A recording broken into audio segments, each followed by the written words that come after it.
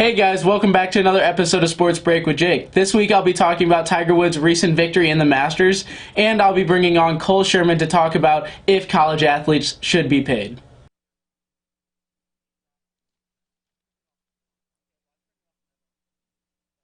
This past weekend, Tiger Woods took on the Masters at Augusta National Golf Course. This past weekend, Tiger shot more aggressively than he does in the past because he realized that he needed to keep up with these younger guys, and he ended up shooting 14 under par in this tournament.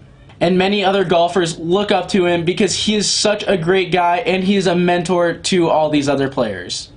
This past weekend, he received his 5th green jacket, which is his 15th major tournament victory. And many people are asking, is Tiger back? And I think that Tiger Woods is back, and I think he's here to stay, and he's going to be on top for this sport for a while because he is one of the most experienced players in this sport. I don't know about you guys, but I'm really excited to see Tiger back because I used to watch him whenever I was younger, and he used to be such a great player back in the day, and with this recent slump that he has lately, it is nice to see him back performing at a high level. A couple weeks ago, Virginia's men's basketball team won the national championship, which brought a close to March Madness. With all the revenue that they bring in, the question comes up, should college athletes be paid? And I'm going to bring in Cole Sherman to talk about that. Hey guys. So, 60% of D1 and D2 athletes don't get scholarships. This leaves 4 of every 10 college athletes to be left with having to pay normal tuition. On top of having to train year-round for their sport, athletes also have to balance their classes. This leads to an ultimate stress level of having to deal with team activity and work in the classroom. The NCAA brings in more than $1 billion a year just from the tournament. This revenue is all brought in due to the players and them who are putting on the show at no cost. And as goes for us two here, we both believe that college athletes should be paid. Thank you guys for watching, and be sure to check out Emily Hood's The Hood Report and Dylan Lauer's Hour with Lauer tomorrow. And make sure to check out my recent boys golf story on FHN Game Day. Bye guys. Bye guys. Hey guys, what's up? My name is Emily Hood, and thank you so much for tuning in here on FHNtoday TV on The Hood Report. This week's episode, we are going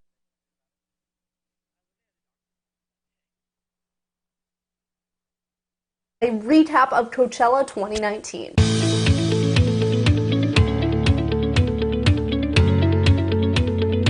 Tiger Woods, the king of golf in the late 90s and 2000s, has finally come back this weekend with an impressive 5th Masters win. This win was his first major championship win since 2008. Woods made history as the first African American to win a Masters championship alongside his father, who was watching at the stands at the 1997 Masters at Augusta National. Because of this most recent Masters win, President Trump will be presenting Woods with the Presidential Medal of Freedom. Even with this huge win, Tiger has been kind of quiet about his plans for the future and plans to compete less this season than he has in previous seasons. The world-famous Notre Dame Cathedral was a symbol of Paris and caught fire on Monday, destroying some of the building. The fire sent the renowned spiral and parts of the roof tumbling after they were engulfed in flames. Construction had been occurring to renovate the building that was built in the 13th century, and authorities say right now they think the fire was started by something related to the construction. Authorities also say that the overall structure of the cathedral is still intact, but there could be some vulnerabilities near its vault. The 2 most important relics in the building were also able to be saved in the fire. That was a tunic worn by St. Louis and a crown of thorns believed to be worn by Jesus. There is hope for the future of the famous church, as some of Europe's richest have pledged hundreds of millions of dollars to help rebuild the cathedral,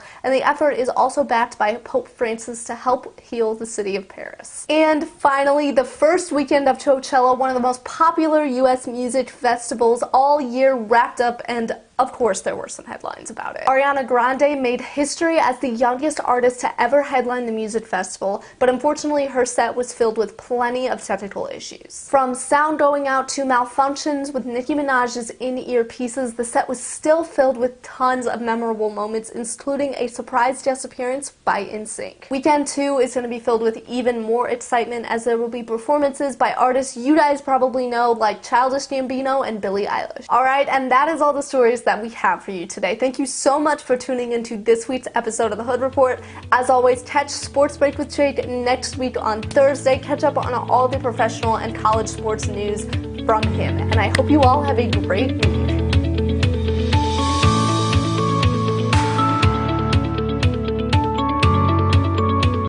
Hey guys, welcome to an hour with Lauer. Well, actually, it's only a couple of minutes.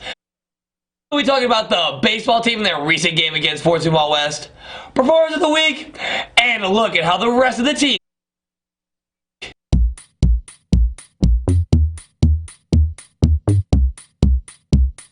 The baseball team was preparing to defend their field against a very evenly matched Fort Zumwalt West. This season has been nothing short of a roller coaster season for the boys, as they have beaten great teams in Vianney and Rockwood Summit, but have lost to less than average teams in teams like DeSmet. The boys started this conference matchup with a bang as they took a 2-0 lead in the second, and then doubled their lead in the fourth. Fort Zumwalt West would answer back with a run of their own, as that ended a great pitching performance by Jackson Mitchell, and the Knights led 4-1 going into the sixth inning. But in the seventh, the Jacks were rallying back when Adam Lang had a great save with his pitching performance, boosting the Knights to a 4-3 dub. Player of the game goes to Bryce Ruiz, who went 3 for 3 and had 3 RBIs. Next,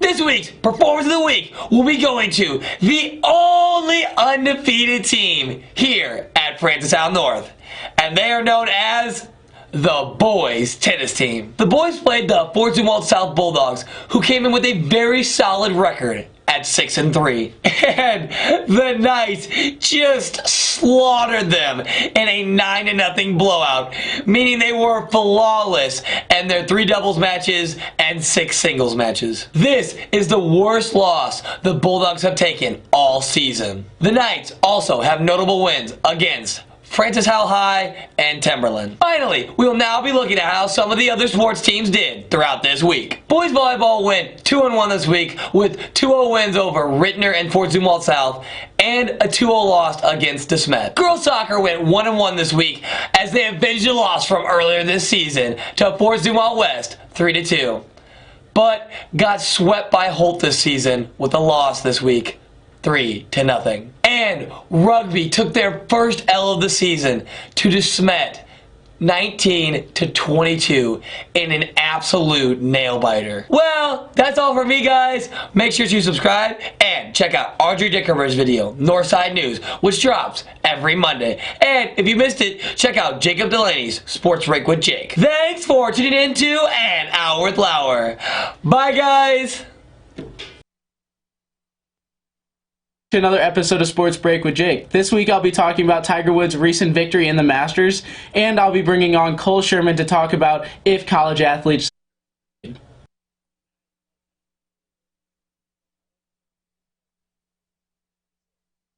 This past weekend, Tiger Woods took on the Masters at Augusta National Golf Course. This past weekend, Tiger shot more aggressively than he does in the past because he realized that he needed to keep up with these younger guys, and he ended up shooting 14 under par in this tournament. And many other golfers look up to him because he is such a great guy and he is a mentor to all these other players. This past weekend, he received his 5th green jacket, which is his 15th major tournament victory. And many people are asking, is Tiger back? And I think that Tiger Woods is back, and I think he's here to stay, and he's going to be on top for this sport for a while because he is one of the most experienced players in this sport. I don't know about you guys, but I'm really excited to see Tiger back because I used to watch him whenever I was younger, and he used to be such a great player back in the day, and with this recent slump that he has lately, it is nice to see him back performing at a high level. A couple weeks ago, Virginia's men's basketball team won the national championship, which brought a close to March Madness. With all the revenue that they bring in, the question comes up, should college athletes be paid? And I'm going to bring in Cole Sherman to talk about that. Hey guys. So, 60% of D1 and D2 athletes don't get scholarships. This leaves 4 of every 10 college athletes to be left with having to pay normal tuition. On top of having to train year-round for their sport, athletes also have to balance their classes. This leads to an ultimate stress level of having to deal with team activity and work in the classroom. The NCAA brings in more than $1 billion a year just from the tournament. This revenue is all brought in due to the players and them who are putting on the show at no cost. And as goes for us two here, we both believe that college athletes should be paid. Thank you guys for watching, and be sure to check out Emily Hood's The Hood Report and Dylan Lauer's Hour with Lauer tomorrow. And make sure to check out my recent boys golf story on FHN Game Day. Bye guys. Bye guys. Hey guys, what's up? My name is Emily Hood, and thank you so much for tuning in here on FHNtoday TV on The Hood Report. This week's episode, we are going to be talking about Tiger Woods' comeback championship, the fires at the Notre Dame Cathedral in Paris, and a recap of Coachella 2019.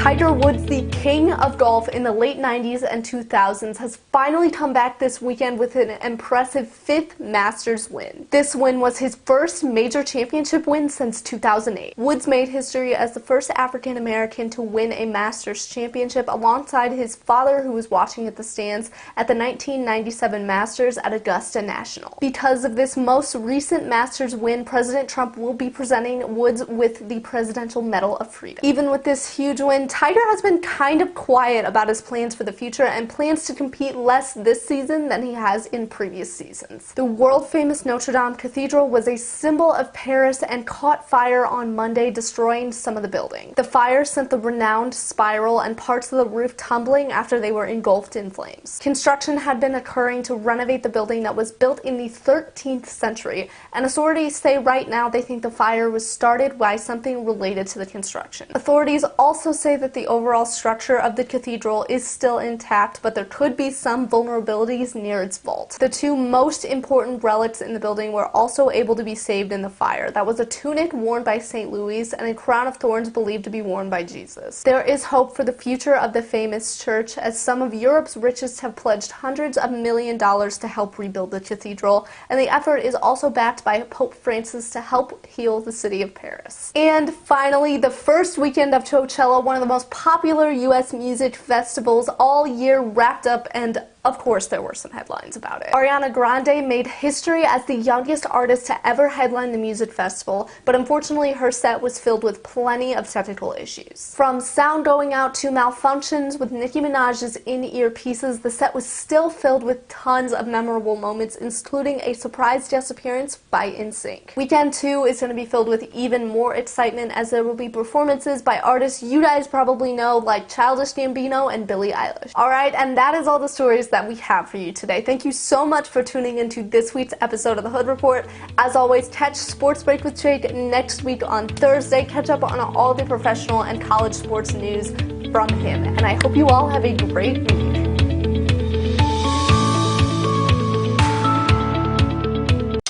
Hey guys, welcome to an Hour with Lauer. Well, actually, it's only a couple of minutes. Today, we'll be talking about the baseball team in their recent game against Fort Zumwalt West, performance of the week, and a look at how the rest of the teams did throughout this week.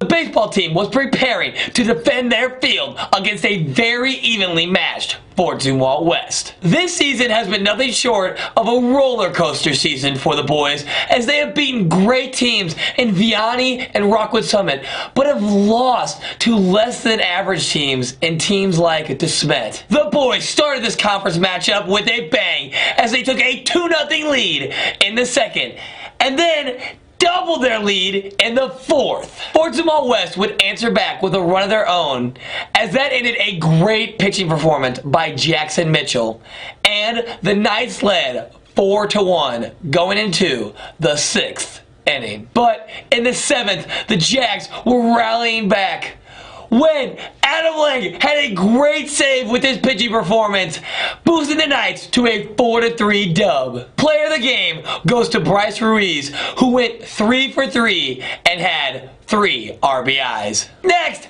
this week's Performance of the Week will be going to the only undefeated team here at Francis Howell North, and they are known as the boys tennis team. The boys played the Fortune South Bulldogs, who came in with a very solid record at 6-3. And the Knights just slaughtered them in a 9-0 blowout, meaning they were flawless in their 3 doubles matches and 6 singles matches. This is the worst loss the Bulldogs have taken all season. The Knights also have notable wins against Francis Howell High and Timberland. Finally, we will now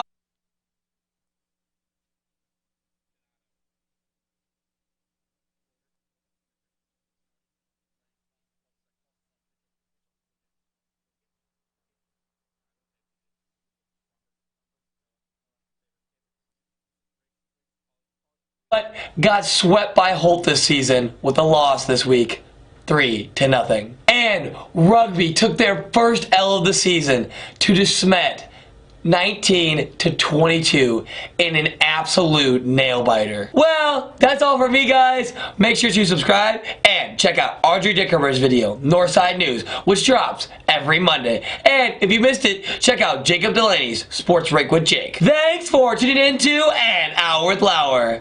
Bye, guys. Hey guys, welcome back to another episode of Sports Break with Jake. This week I'll be talking about Tiger Woods' recent victory in the Masters, and I'll be bringing on Cole Sherman to talk about if college athletes should be paid.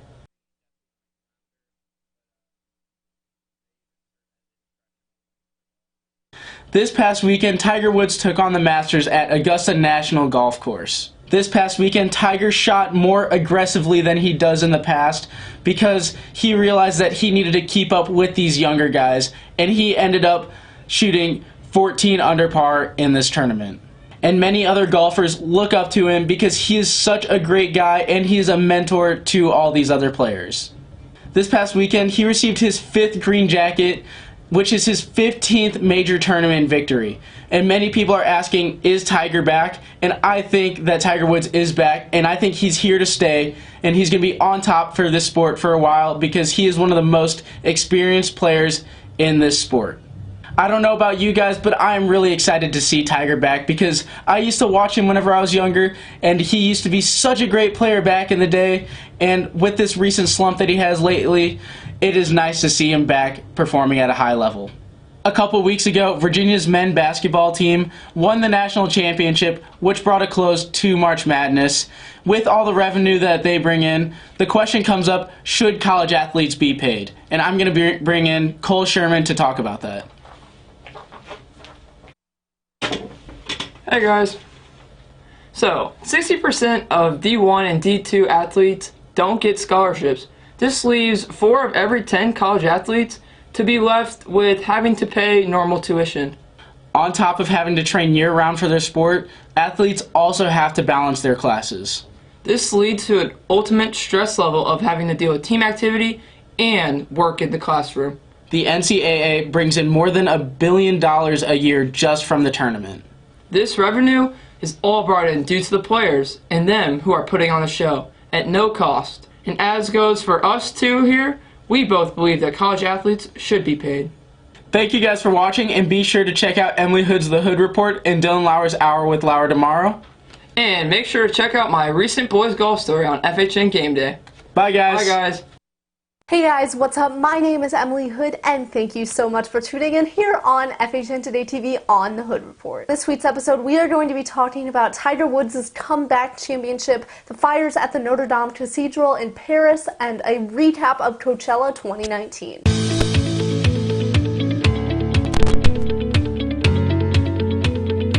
Tiger Woods, the king of golf in the late 90s and 2000s, has finally come back this weekend with an impressive fifth Masters win. This win was his first major championship win since 2008. Woods made history as the first African American to win a Masters championship alongside his father, who was watching at the stands at the 1997 Masters at Augusta National. Because of this most recent Masters win, President Trump will be presenting Woods with the Presidential Medal of Freedom. Even with this huge win, Tiger has been kind of quiet about his plans for the future and plans to compete less this season than he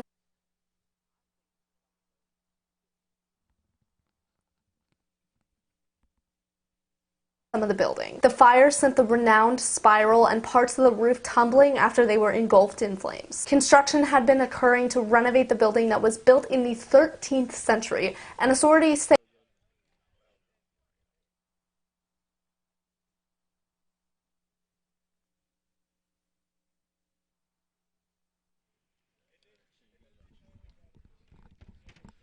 Hello and welcome to Francis Howell North High School. My name is Gavin Anderson.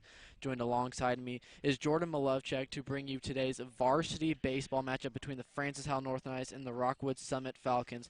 Jordan, the Francis Howell North Knights are coming in with a complete opposite record of the Rockwood Summit Falcons.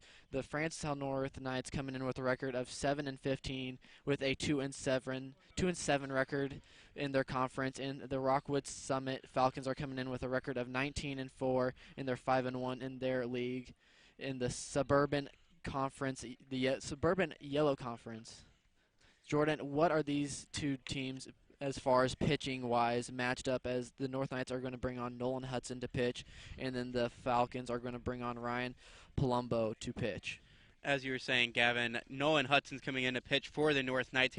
He's had a little bit of a disappointment of a year, but it is his first year on varsity. He doesn't quite have that experience, and we are looking for him to expand on that, not just in this game, but as he grows older and older in this division and this team. He comes into tonight's game pitching 7 games so far he's appeared in. He has started 4 games and closed 1. He is 2-2 so far this year, so he has a .500 save percentage. When 24 innings, he has allowed 24 earned runs, putting him at a 7.1 ERA, allowing 29 hits, 9 doubles, a triple, and 2 home runs. So not the best stat line coming in here, but definitely looking to try and rely on his defense here. He's a very put-it-in-play kind of pitcher, not too many strikeouts, not looking to be too fancy with his stuff, just trying to look to make sure that his defense can take and make some plays out here. As Ryan Palumbo, though, coming in for the Falcons here is going to be a great game to watch. He's pitched 8 games. He has started all 8 of those games. He is currently sitting at 5-0 through 39 1/3 innings, only allowing 10 earned runs, putting him at 1.78 ERA, where he leads the Falcons in overall ERA for starting pitchers. He's only allowed 32 hits, a double, and a triple this year, so that's definitely going to be something that the North Knights are going to have a handful with here tonight, and they're going to need to make sure that they're going to keep on top of it. Yeah, like you mentioned, Jordan, Ryan Palumbo coming in with a great record at pitching so far, but let's not forget, though, the last time that these two teams played was early in the season. The North Knights pulled out a victory. The North Knights actually won 2-1 that game, so we'll see if the North Knights can come up with another victory. That was their first victory on the year. Yes, that was back all the way in the Troy tournament to start off the year, the 24th annual Troy tournament, as that one was a very close game. The North Knights, though, like you said, were able to eke that one out 2-1. North Knights are going to have to fight with all the heart they have here tonight, as it's looking to be tilting towards the Summit Falcons' way, but the North Knights are definitely going to come out here and try and pull off the massive upset. Jordan, before today's game, we've had a lot of rain in the forecast, all week. It rained quite a bit yesterday, stopped, late last night, but the field condition, we saw some puddles in right field at the beginning of the, as the teams were warming up. So we'll see how field conditions play as far as the balls hitting into the outfield. We could only see one puddle in right field, but who knows how many other puddles are out there.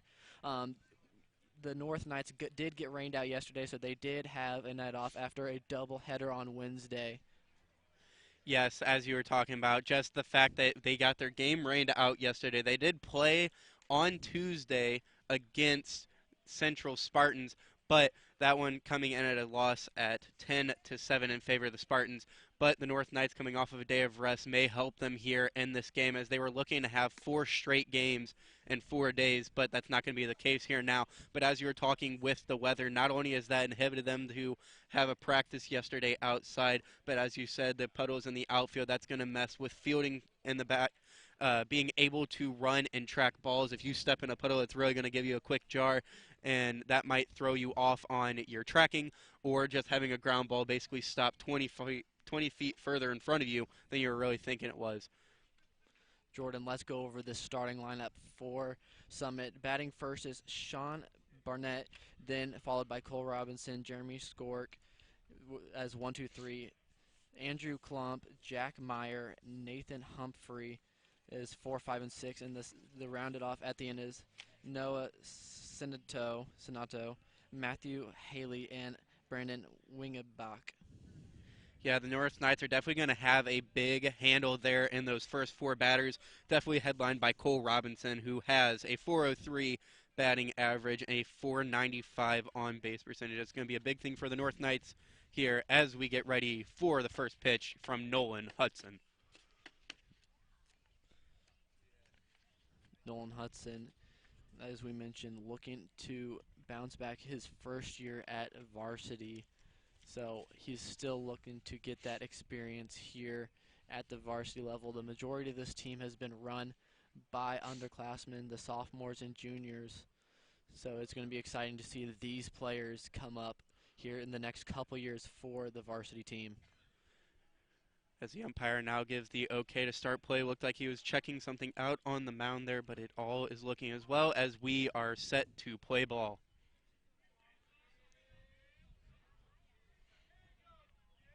Here to start off the game. First pitch swinging, fouled off to the right side, right in front of Rockwood's dugout. As you mentioned, Jordan, Hudson really swing it, put the ball in play type of pitcher. Yes, that one had good placement on the bottom inside corner, it looked like, with a nice little drop to it.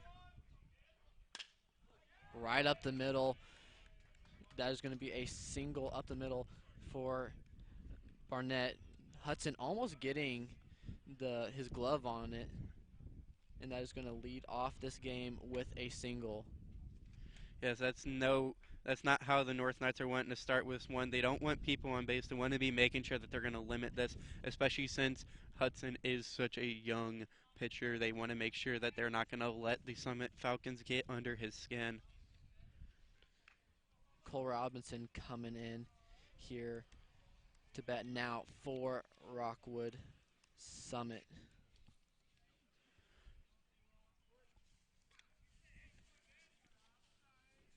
Cole Robinson, as we were talking about before this game, very good hitter so far this season. Good strike there on the outside corner by Nolan Hudson.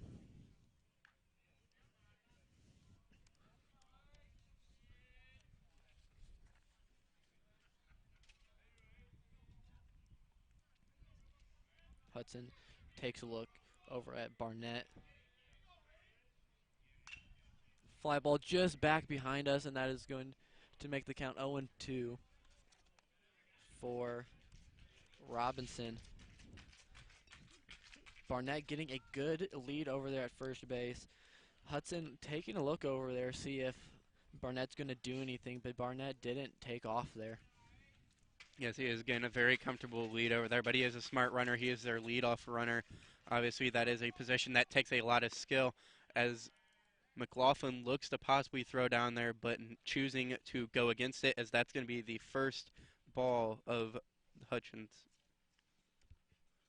Hudson looked like it was a pitch out there, as Robinson is fixing his shin guard, took off the toe flap of his shin guard and now just has this shin guard itself on there.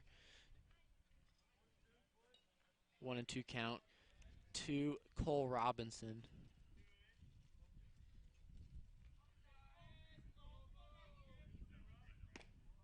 pitch just a bit outside. A little breaking slider there caught. It looked like it was going to be on the corner of the plate, but just breaks off. 2-2 count to Robinson.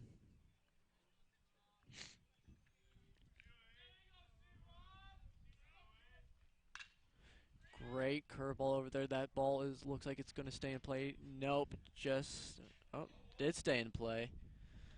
Looks like that was Lang and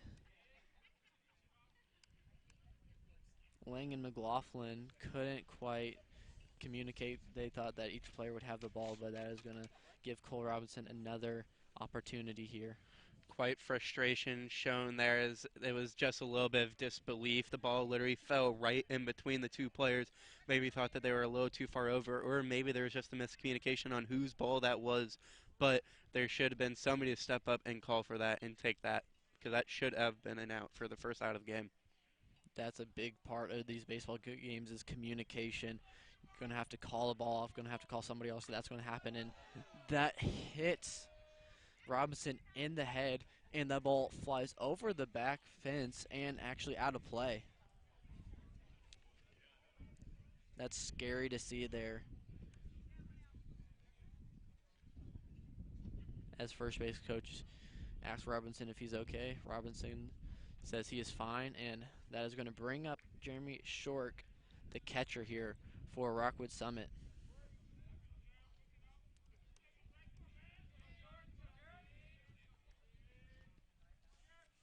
Hudson gets his sign from McLaughlin.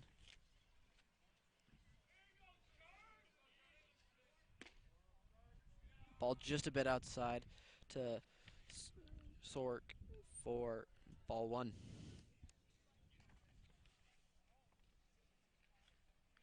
Short coming into this game with a .351 batting average. Pretty good batting average there for Shork. Is that one in the same location as the last pitch? That is going to be ball two. 2-0 the count to Jeremy Shork. Hudson trying to find a way to get the first out of the ball game for the North Knights.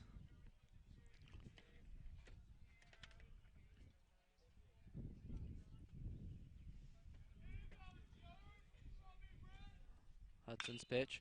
That is a pop-up to the right fielder.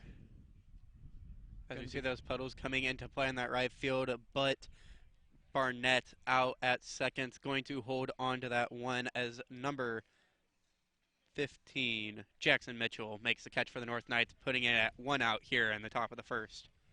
As you saw there, Jordan, that those puddles out in the outfield kicked up there, and that is going to play a big factor here in how these two teams are going to play in the outfield.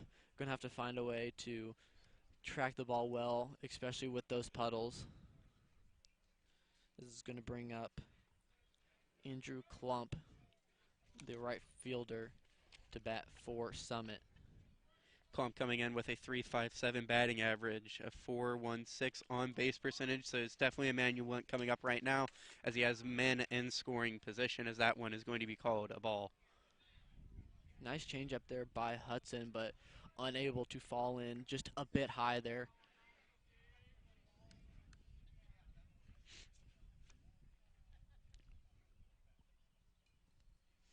Hudson takes a look at the runner at second. The pitch. Just a bit high there. 2-0 to Klump. That's something that the Knights are going to have to figure out, is how to get these batters out, as the first two batters, Robinson, have reached base and then retired. Jeremy Shork. Ball just a bit high there. 3-0 the count to Klump. Jack Meyer on deck for the Rockwood Summit Falcons.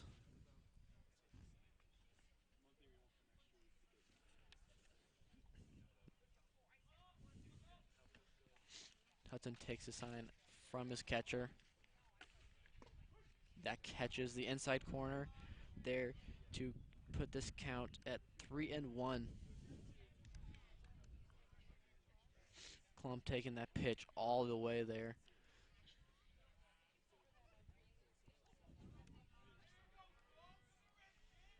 Three and one count.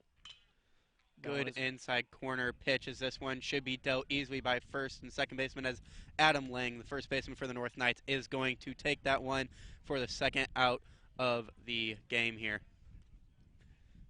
Jordan, first two batters, Barnett and Robinson have reached, but it looks like Hudson has found his rhythm here, getting the next two batters and Klump and Shork to pop out. Yes, he's done a really good job. He started settling down a little bit here with the runner in scoring position. That's a big thing here for the North Knights, is they're going to need to make sure that they're going to try and keep these guys as far away from home plate as possible. That's a hard thing to do, is keep a runner that gets in scoring position with an out to stay out of scoring position. That's filed right back to us for the first strike to Jack Meyer.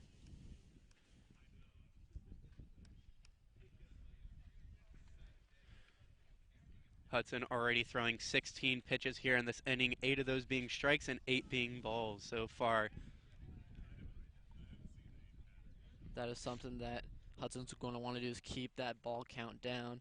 As we saw to Klump, he got a 3-0 count, but able to throw a strike and get Klump to pop out to Lang at first base. Klump didn't quite approach that too well either. He could have sat back on a couple of those pitches that definitely weren't his, as this one's going to be fouled off to the right field line.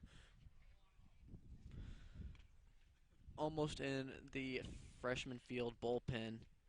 That's going to bring this count to 0-2.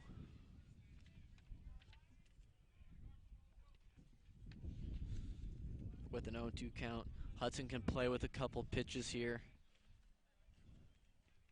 as Hudson gets ready to deliver the 0-2 count.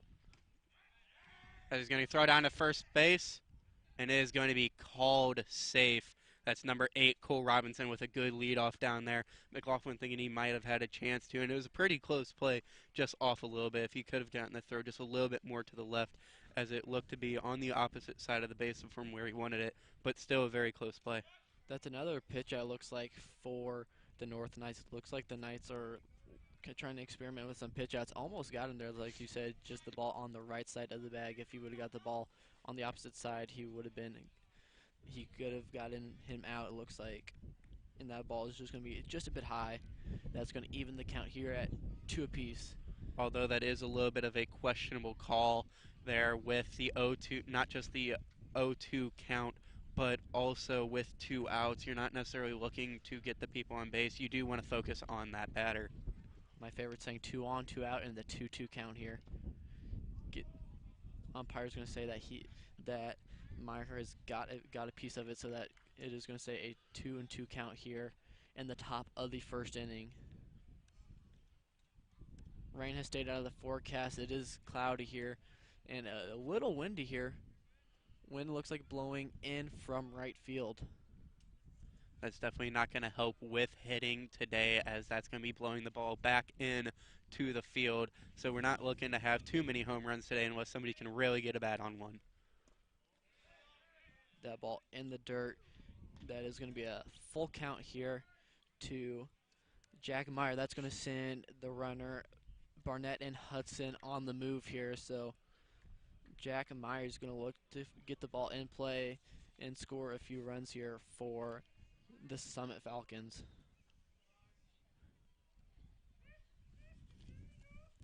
Hudson gets his call from McLaughlin, and the 3-2 pitch going to be fouled back right behind us, and that is going to be a 3-2 count still to Jack Meyer.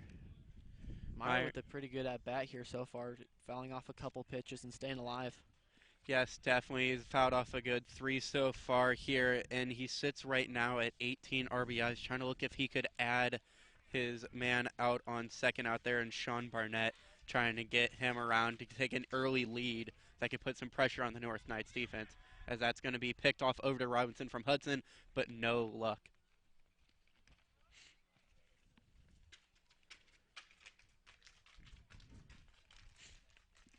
as Robinson took a pretty decent lead there. The North Knights said, let's give it a try, see if we could backpick him. Unable to capitalize, though, and it looks like Robinson has a little bit shorter of a lead.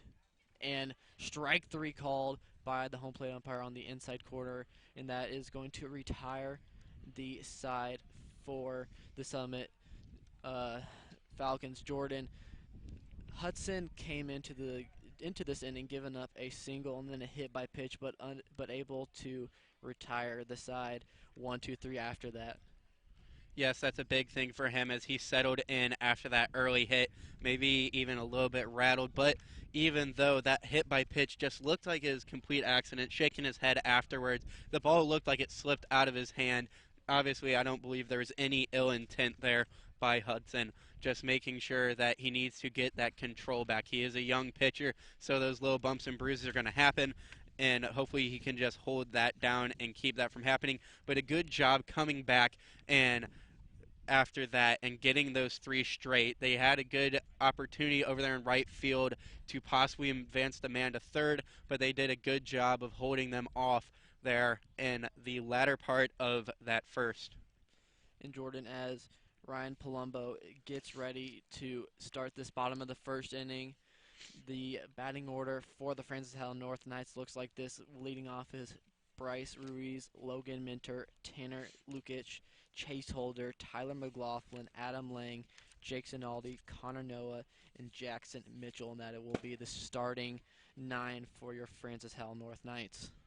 Bryce Ruiz coming up first is by far probably the best hitter on this team right now, as he is sitting at a .396 batting average, a .458 on-base percentage, and a .493 slugging percentage, really showing his ability to stretch that extra hit, as he has 3 doubles and a triple so far this year going into this game, and also sitting at 11 RBIs. So definitely be looking for him to lead this North Knights attack here tonight. And here comes Bryce Ruiz, as you said, with such a great bat. Normally with a bat like his, you'd want him to bat in the middle of the lineup around the 3, 4, 5 area, but they have him leading off. Yes, Ruiz is a second baseman. He's a very fast kid, and he's got that good on-base percentage that you want out of your leadoff man. So you can definitely expect him to be getting on base and then doing some stuff while he's out there. That called a strike on the outside corner for the first strike by Palumbo. That fouled off down the third baseline. Ruiz jammed up there, but able to get a bat on the ball, and it is going to be an 0-2 count to Ruiz. Definitely not a good place to be here, as Palumbo now has some stuff he can work with. He can try and make you chase on the outside, as he just tried to do. He tried to hit that outside corner, maybe even, but he's not able to get Ruiz to bite on it. Ruiz, like you mentioned, has a great on-base percentage, so he has a good eye there, as that one is going to be low. 4-2 to even the count at 2-2. Two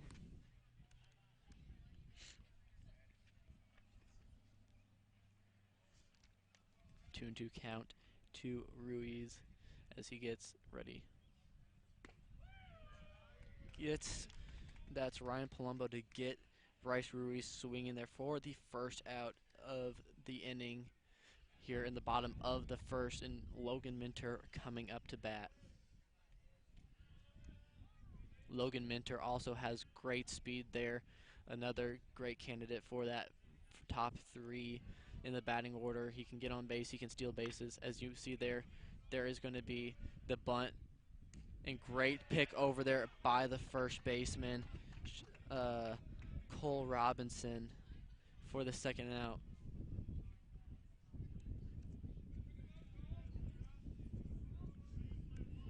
And that's not a spot that the Francis Howell North Knights want to be in now, as they're already down to 2 outs and nobody on. It's not where they want to be. It's not what they're looking for. This team has historically always liked the bunt and try and get the man on if they can, but that one not working out for him. Tanner Lukic up to bat for the North Knights. Ball low and outside to bring the count to 2-0. 2-0 the count to Tanner Lukic. Ball in the dirt. That is going to bring the count to 3-0.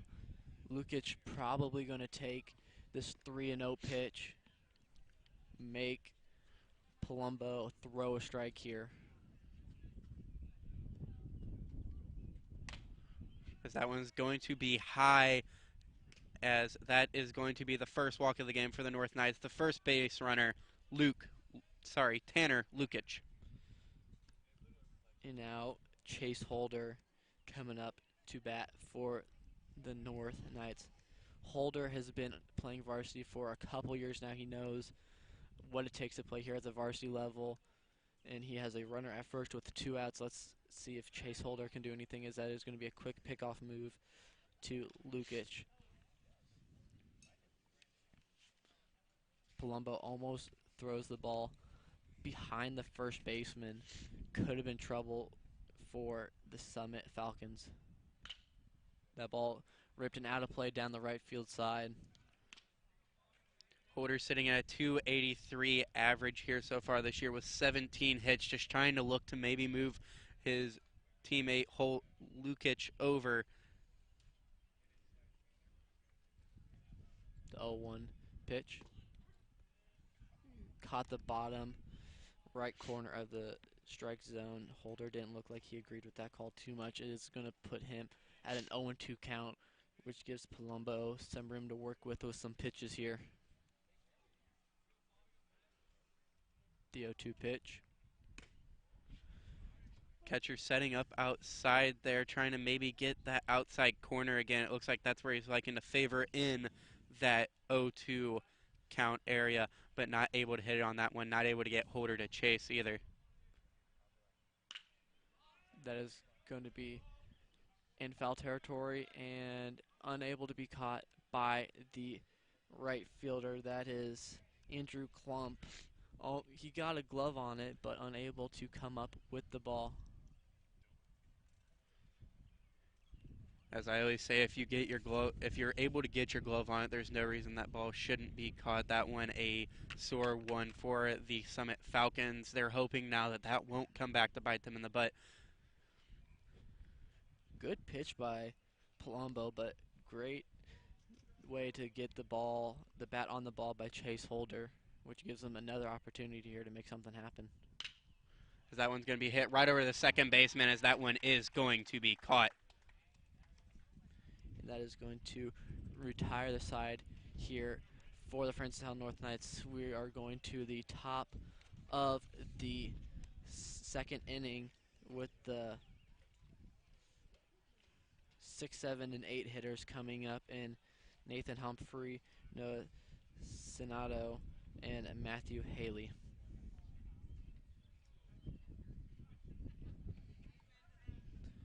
Nathan Humphrey is going to be the DH for the Rockwood Summit Falcons, as that would be taken up by Ryan Palumbo's spot if he were to hit here.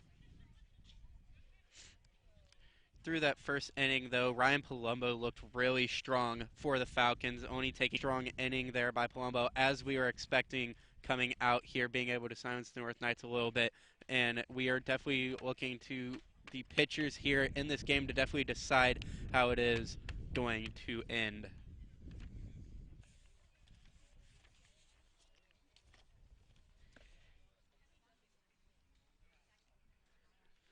As we get ready to play here in the second inning, Nathan Humphreys coming up for the Summit Falcons. As Gavin mentioned, he is their DH today, and he is at a .319 batting average with a .427 on base percentage and a .362 slugging percentage. A good place for them to start off here in their 5th slot here, as they're going to try and get some people up before they get back to terror of a front 4. And it looks like Braden Riggs is going to take over at first base for the Francis Howell North Knights.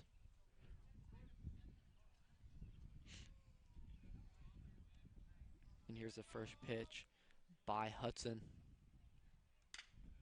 Fouled straight back right behind us, and that is going to be the first strike of the inning.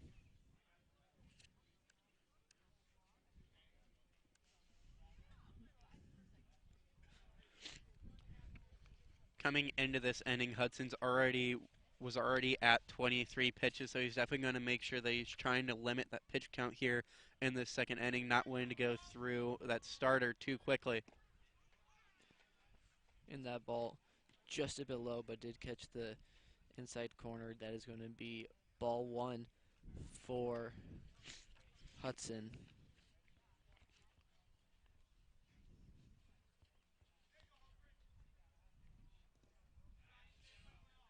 Hudson can't get Humphrey to chase, as that is going to be a 2-1 count here for the designated hitter.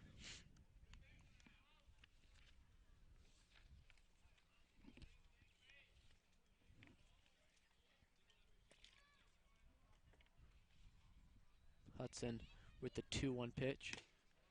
Ball outside, which brings the count to 3-1 to Humphrey. Hudson really trying to paint those corners here, just not able to get the call. It's not looking like the ump here tonight at home plate is liking that outside corner, holding off on those calls a little bit. That up the middle, and that is going to be another leadoff single for the Rockwood Summit Falcons. Another close play to the mound, hoping that the North Knights aren't going to get a little rattled. Hudson definitely making sure that he needs to keep on top of it, that he's not going to let that get to him, because when those plays do come real close, you don't have a lot of time to react as a pitcher. So definitely those kind of plays are a little scary when they happen. So North Knights definitely don't want Hudson to get too rattled here. That pitcher's mound is 60 feet 6 inches from home plate, so you don't have much of a reaction time over there on the mound. Great pitch by Hudson, but that is going to fall in for a single to center field by Noah Sonato. Once again, just like how last inning started, 2 straight batters reach with nobody out, and is going to bring up Matthew Haley for Rockwood Summit.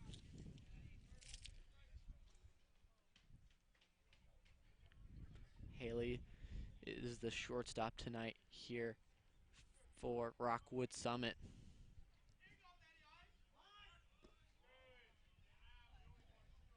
Haley showing bunt, but pulls the bat back as that ball was in the dirt.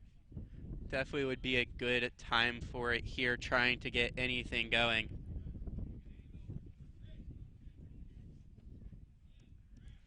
That'd move up the runners to second and third if the bunt it goes in their favor with only 1 out. Showing bunt again. Pitch low and in the dirt again for ball 2. Fielders are playing in, expecting that Haley is going to eventually lay down the bunt. Although it is a good job by Hudson to take that away from him so far. But usually you're wanting it to go up, as this one's going to go right down the first baseline. More interested in getting that out, as Riggs is going to make the play, throwing it over to first, as that's going to be the first out of this inning, although number 28, Nathan Humphrey, and 2, Noah Sonato, are going to move up to second and third.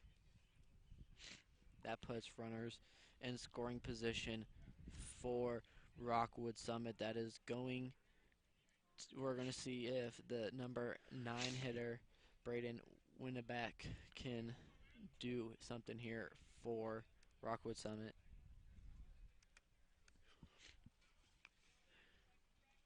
Wingenbach definitely making sure that he's going to try and get this man from third in, trying to get an early lead and possibly try and get under Hudson's skin.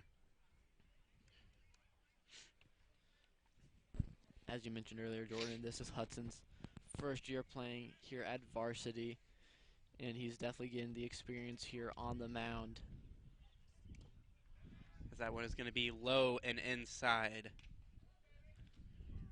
2-0 to count to Wingenbach. This is exactly where Wingenbach wants to be. He can take a pitch, or if it's right in his wheelhouse, he can definitely take it and put it into the outfield, guaranteeing at least one run for the Falcons, maybe even two, depending on where it is. That pitch inside 3-0 the count to Wingenbach. 3-0 count here with runners in scoring position. Looking to load the bases, probably take this pitch, as Hudson is going to have to throw a strike here to Wingenbach. That one catches the inside corner, but that is the first strike to Wingenbach. 3-1 count here to Wingenbach.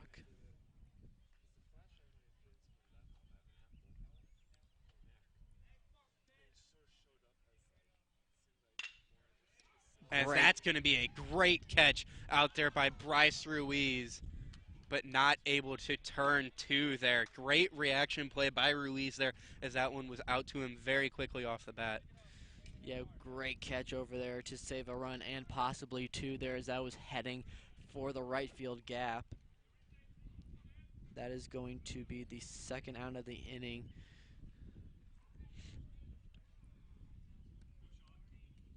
Ruiz, like you mentioned, great reaction there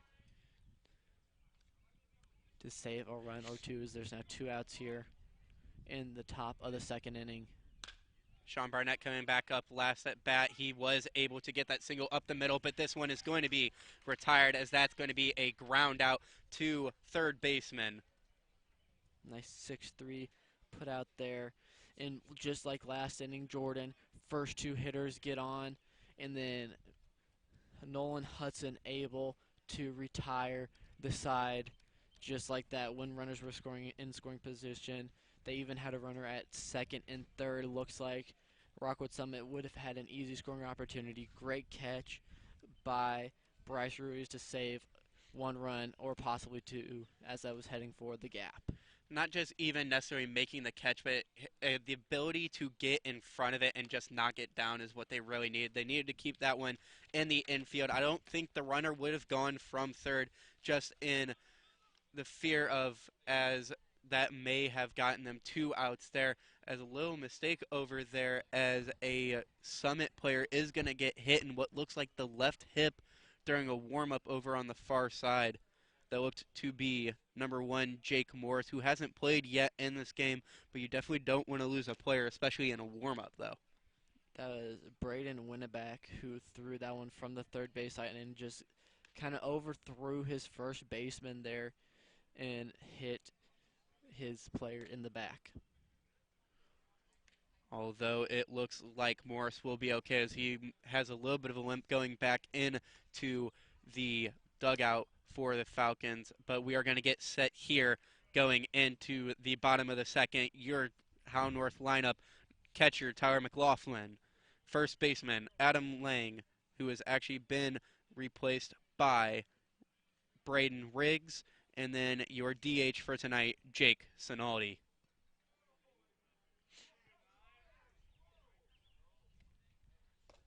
First pitch right down the middle for a strike to Tyler McLaughlin.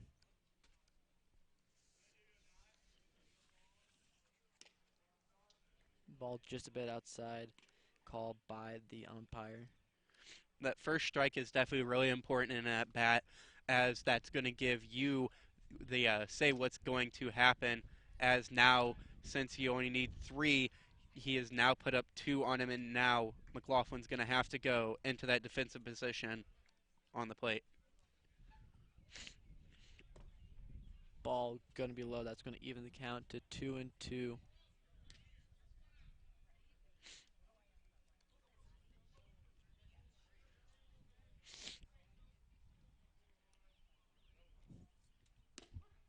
That is going to catch the outside corner. And that is going to get Tyler McLaughlin looking there for the first out of the inning. That's his second strikeout on the game. Look to catch that right corner. It's one of the first outside corner calls that we have seen tonight. Here is Braden Riggs coming in to replace Adam Lang. Adam Lang played the top of the first inning, and then Riggs replaces him after that. Is that's going to catch the outside corner, dug out and out of play for strike 2.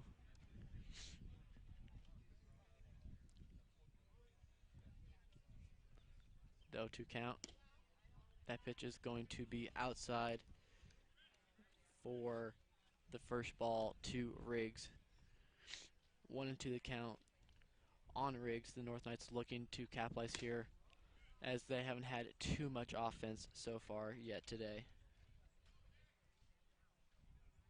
Only base runner was Lukic, who walked in the bottom of the first inning. He is going to strike out swinging here. Definitely not what the North Knights are wanting to see, as they have not had a base runner advance anywhere past first base yet in this game. And here's Jake Sinaldi, who's going to be the DH tonight for the North Knights. That pitch going to be outside. 1-0 the count to Sinaldi. Palumbo already at 3 strikeouts tonight. Definitely something that he is going to excel at in this game, and the North Knights need to make sure that they have that good plate discipline, knowing what's going to be outside. Definitely not favoring that outside corner, though, as the ump tonight. That ball in the dirt. 2-1 to count to Jake Sinaldi. Sinaldi also a catcher, but like we said, he's going to be DH tonight, and that is going to be caught by the catcher. Great play by the catcher. Sinaldi falls that off right in front of the dugout for Rockwood Summit, but the catcher, Jeremy Skork, able to make a great play there. Great play there by Skork to be able to get that mask off really quickly. That ball did not go high up in the air, not even going over where the fence behind home plate ends, and able to make that sweeping grab. A little bit of a risky play, but as somebody who used to play catcher as well, I understand that it was a hard play to get that mask off that quickly and be able to read that and get to that ball.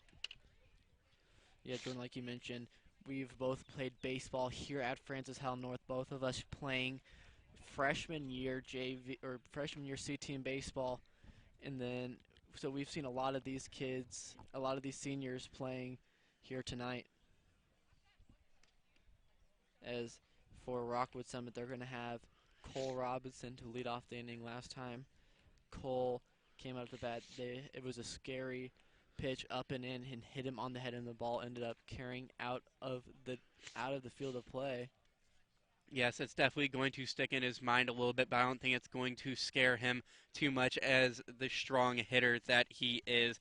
As I mentioned earlier, posting a .403 batting average tonight, and one of the staples here in the start of the lineup for the Falcons.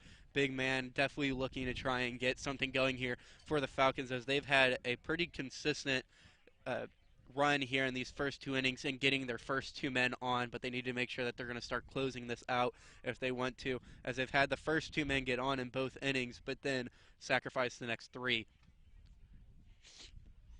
As Robinson trying to fix his toe strap again on his shin guard.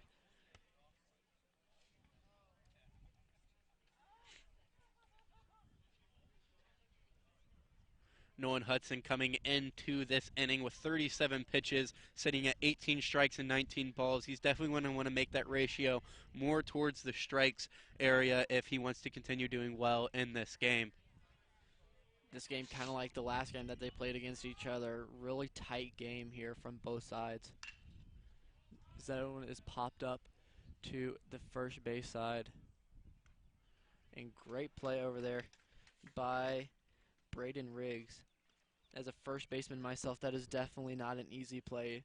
Even though it is a pop-up right there, the wind, especially blowing in from right field, just carries the ball. But great play over there by Riggs to get the first out.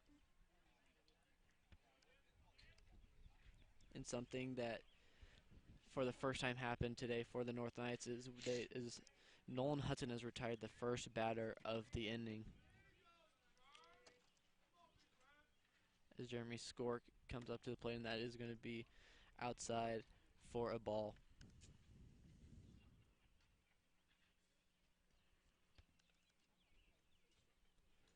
Here is the 1-0 count to Skork. That ball just a bit inside to Skork, and that is going to bring it to a 2-0 count.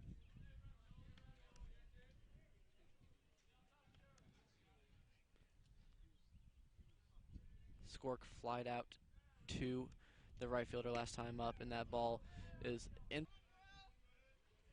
That's Hudson's first walk of the night. He definitely going for the back pick. They're not able to get him, though.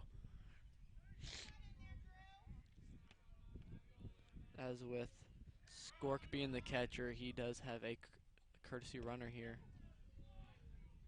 As I pitch way inside to Andrew Klump. Klump getting out of the way of that pitch.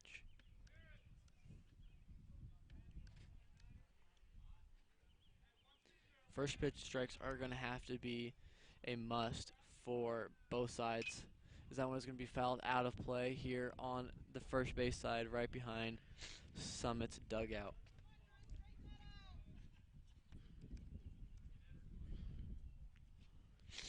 That's going to even the count to 1-1 here to Klump.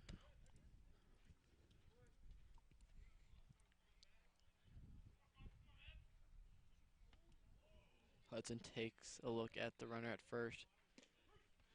Great breaking ball there. Lands in the strike zone. Looked like to be a nice little slider there that falls right in there to make the count 1-2.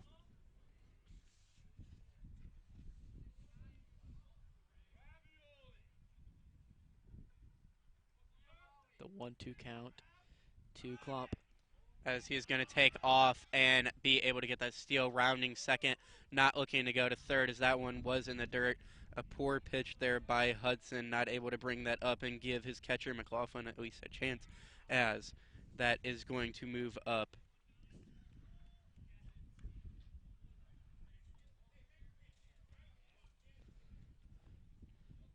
That pitch is just in the dirt, and it looked like McLaughlin popped up a little too early there to try to throw out the runner advancing to second base.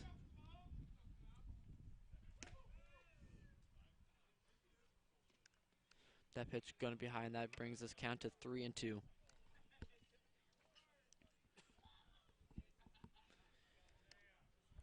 Three-two count to Andrew Klump.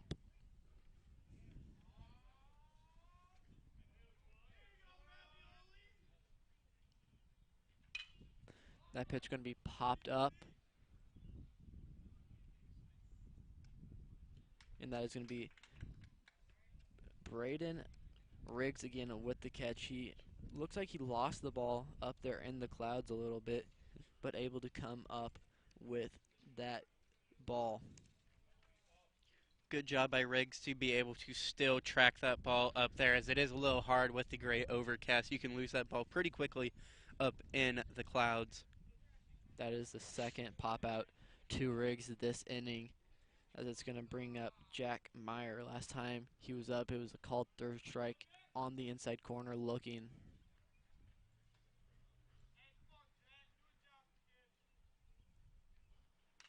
Going to be fouled back right behind us for the first strike to Jack Meyer. North Knights definitely need to start thinking about Hudson out there, as he is sitting at 49 pitches. With this one, he is going to eclipse the 50 mark, and they're only 2.6 innings into this game, so they definitely need to make sure that they're going to take care of him the rest of the game, as this inning has looked better than the other two.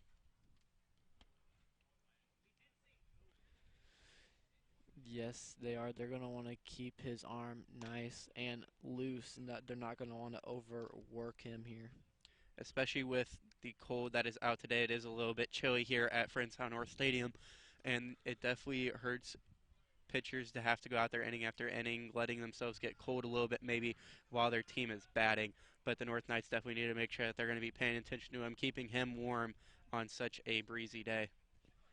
Yeah, they're going to want to make sure that he has a jacket or some type of pullover in the dugout when he's not on the mound, and that is going to be a little dribbler down the third base side, but that is going to be a foul ball The count is going to be 1-2 here to Jack Meyer. Hudson still has a couple pitches that he can play with. He's ahead in the count. He's not going to want to fall behind in the count, but he can still waste a pitch or two, see if he can get Jack Meyer to chase a pitch. I'd be looking for him to maybe look towards that inside corner again like he did in the last at-bat against Meyer, where he got him looking. That the ump tonight has been looking quite fresh on the inside corner, although he's not liking the outside corner, so I definitely expect him to go there, as it's a high breaking ball, leaving that one up there a little bit scary of a pitch, but able to leave it so far out that Meyer doesn't even swing at it. Hudson tried to work that inside corner, but like you mentioned, just a bit high there to even the count at 2-2.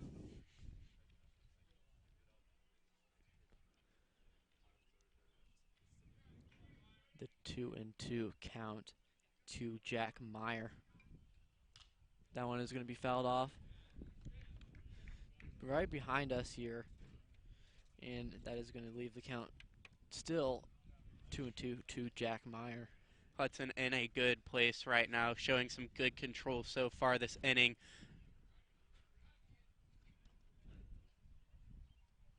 The Rockwood Summit Falcons doing a good job at fouling balls off and increasing the pitch count by Nolan Hudson. Hudson at 53 pitches so far. As that one is going to be low to bring us to a full count at 3-2. Hudson needs to make sure that he's going to shore it up here. He has to throw a strike, or he's going to put men on first and second for Nathan Humphrey, who had a good hit earlier that has the ability to possibly score Shork if it were to happen again. So he definitely doesn't want to face Humphrey here in this inning with 2 men on. The 3-2 pitch.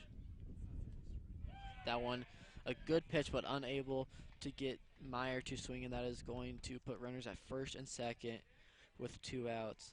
Like you mentioned, Jordan Humphrey, last time he came up, he had a single up the middle. Yes, like I was saying just there, he hit it just to the right of Hudson. It was a good bounce right up the middle. The second baseman not able to make a play on it, putting it out into shallow center field where it's fielded. But Shork out there on second base, who had a stolen base early, really showing his speed there, has the speed to possibly make it home on that play.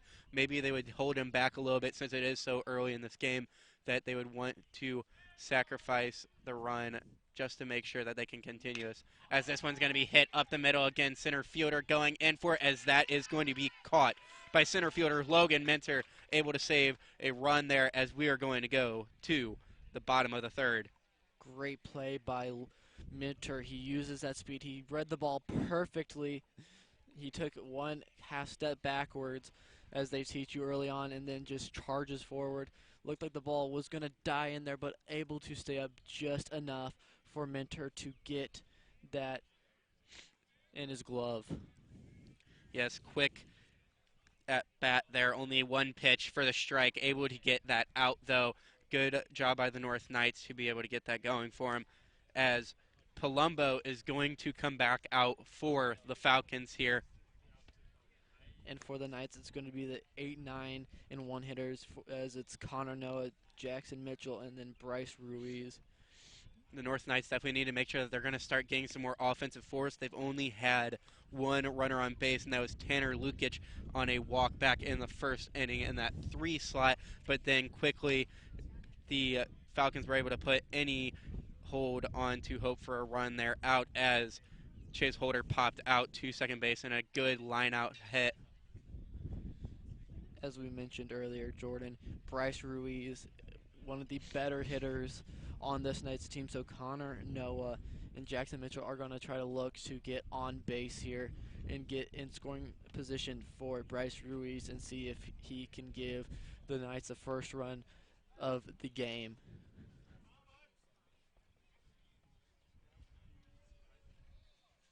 Connor Noah made that final out in the last half inning, as that pitch is going to be up and in.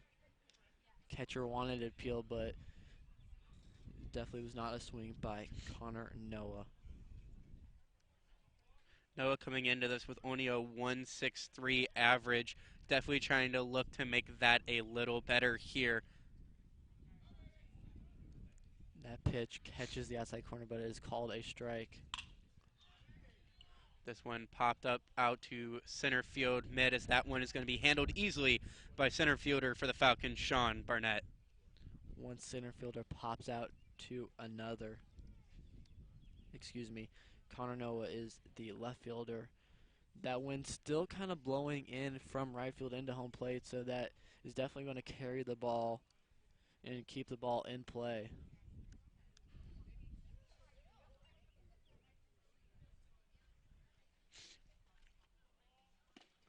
That is going to catch the outside corner for Jackson Mitchell, who will be playing right field tonight for the North Knights. Palumbo doing a great job so far of getting that first pitch strike, and now he's going to get that 2-0-2 count here that he's wanting, and it's going to give him stuff to play with as he can bring in more of an arsenal, bring in those breaking pitches, possibly painting that outside corner. But he's done a great job of getting that first pitch strike so far tonight, and that puts a good hold on the count for him against these North Knights.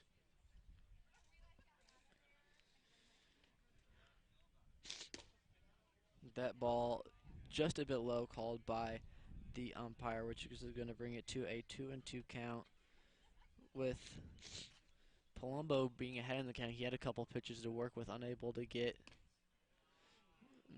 Mitchell to chase, and good slider there by Palumbo. Looked like it was going to hit Mitchell, breaks in, but just not enough. Two great pitches by Palumbo there in a row. Two great breaking pitches. Both of them looking very close, like they had a chance to get in there, just not able to get the call from the ump. But he is going to continue to battle here as that one is fouled off backwards.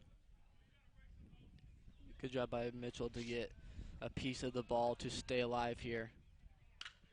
This one's going to be a pop out to center field again, as that one will be easily handled by Sean Burnett out in center field to get the second out of this inning.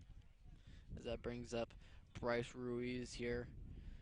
First time he was up, he swung at a ball and missed it to strike out. It's a little uncharacteristic of Ruiz, who's been hitting pretty well for the North Knights this year, sitting at a .396 batting average, which leads the team. That pitch going to be just a bit high to Ruiz. 1-0 to the count. So far, the Knights don't have a hit at all, even though we are here in the third inning. As that is another ball to Ruiz. Unlike the Palumbo so far tonight, as he only has one walk on the night, and that was a big battle. So that's going to be a third ball here. 3 into the count. He walked Lukic in the first inning, as that is going to be ball 4, and there is another walk by Palumbo. Just his second of the night. Nothing to be too concerned about, but definitely don't want to let the North Knights start getting anything going here, as they are now breaking into the top of their lineup, with Ruiz being the first in the lineup. Logan Minter now coming up. Logan Minter tried a bunt hit there in the first inning, but a nice play by the third baseman to get him out. As he's looking for a bunt again, and the throw down to first, that one's called safe. A little bit scary of a play there. Ruiz just getting back in time. If that throw was on target, that may have been it for the North Knights here in the top third, but we continue to go back here. Ruiz just able to get back, and another quick pickoff move by Palumbo. Looks like that's what Palumbo does here. He waits as the runner is, continuing to get his lead off, and then a quick step off and fire over at first. That's going to catch the inside corner to Logan Minter. Palumbo, after that walk, bringing it back to 45 pitches so far, 23 of those being strikes, so an even split right now after that walk. swing and a miss by Logan Minter. That ball looked to be just a bit outside. Minter takes a hack at it, and that is going to leave this count at 1-2.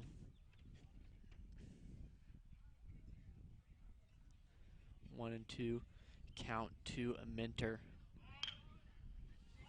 Going to lay down the bunt, but good play by the catcher, that is Jeremy Skork, to get the out to retire the side. Questionable call here. I understand that you didn't have the 2 strikes, but yes, Logan Mentor does have the possible speed to get there, but you have 2 outs already. Why risk it with the man on first, as Ruiz is one of the faster players on this Hound North team? Yeah, you don't see too many, bunt attempts on 2 outs because you can't move up a runner, so they just try to rely on Minter's speed over there at first base. That leaves 2 stranded players for the North Knights so far this game, but it's not by that's usually seen as in a good light up in the majors, especially not leaving too many people on base. But this one's just because they aren't getting anybody on base. They've left 2 on, but have only gotten 2 on. Both those by walks. The North Knights not looking too sharp offensively tonight, and they're definitely going to need to make sure that they shore that up against Palumbo, who is one of the better pitchers in the area. And still no hits through 3 innings for the North Knights, but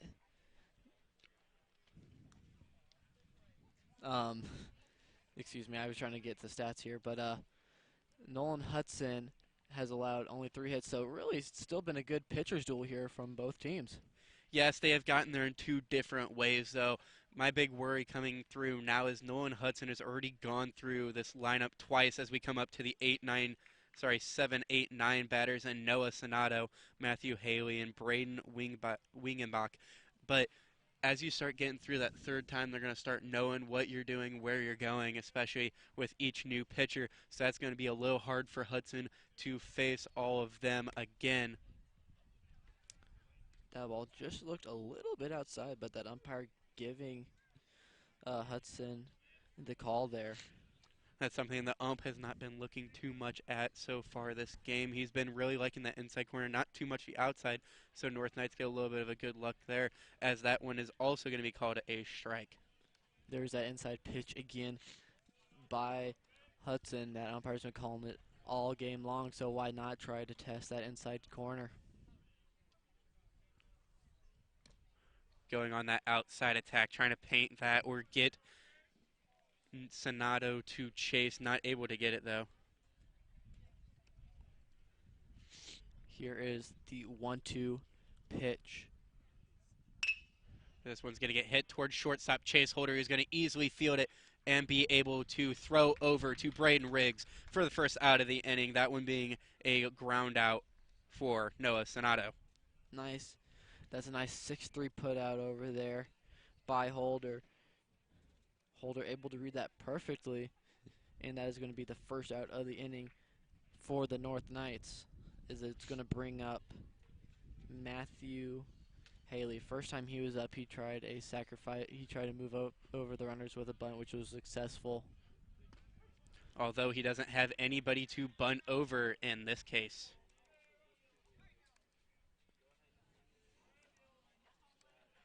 Hudson now eclipsing the 60 pitch mark as he now sits at 61. Yeah, Jordan, I was going to say it's been, a high pitching performance by Hudson. Great play over there by Braden Riggs. That ball caught over his shoulder. He has to run straight back there, but able to make the play, and that's going to be the second out of the inning. Riggs getting a lot of opportunities over there so far this game. He's had 3, and he's done great with each and every one of them. That one by far being the hardest so far. Going backwards is always a hard one to read because that ball is going to tail back a little bit with the wind coming out of right field right now, as this is going to bring 2 outs here in the 4th. Great breaking ball there to Braden Winenbach. Last time Winenbach was up, there was a runner at 2nd and 3rd with 2 outs, and a great catch by the second baseman Ruiz to save a couple runs. As that's going to be another strike for Nolan Hudson, who is looking really hot here in this fourth inning. As you mentioned, Jordan, as you get through the second and third time around, the batters are figuring them out, but it looks like Hudson's also figuring out the batters and figuring out where their weak spots are and are painting those corners and getting them to pop out.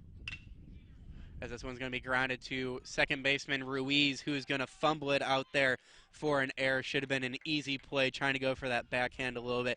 Think maybe overcommitting there to that backhand, but not able to get that play, as that is going to put Braden Wingenbach on first base for the Falcons.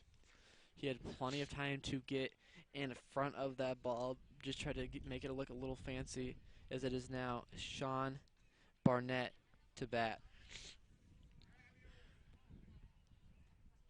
Barnett last time up, grounded out to the shortstop and Chase Holder. 1 for 2 on the night. On the steal, as he is going to get caught on a great throwdown by McLaughlin to catch Braden Wingenbach down there at second. As we will hold on for Sean Barnett here until the top of the fifth. What a play by McLaughlin to just gun him out.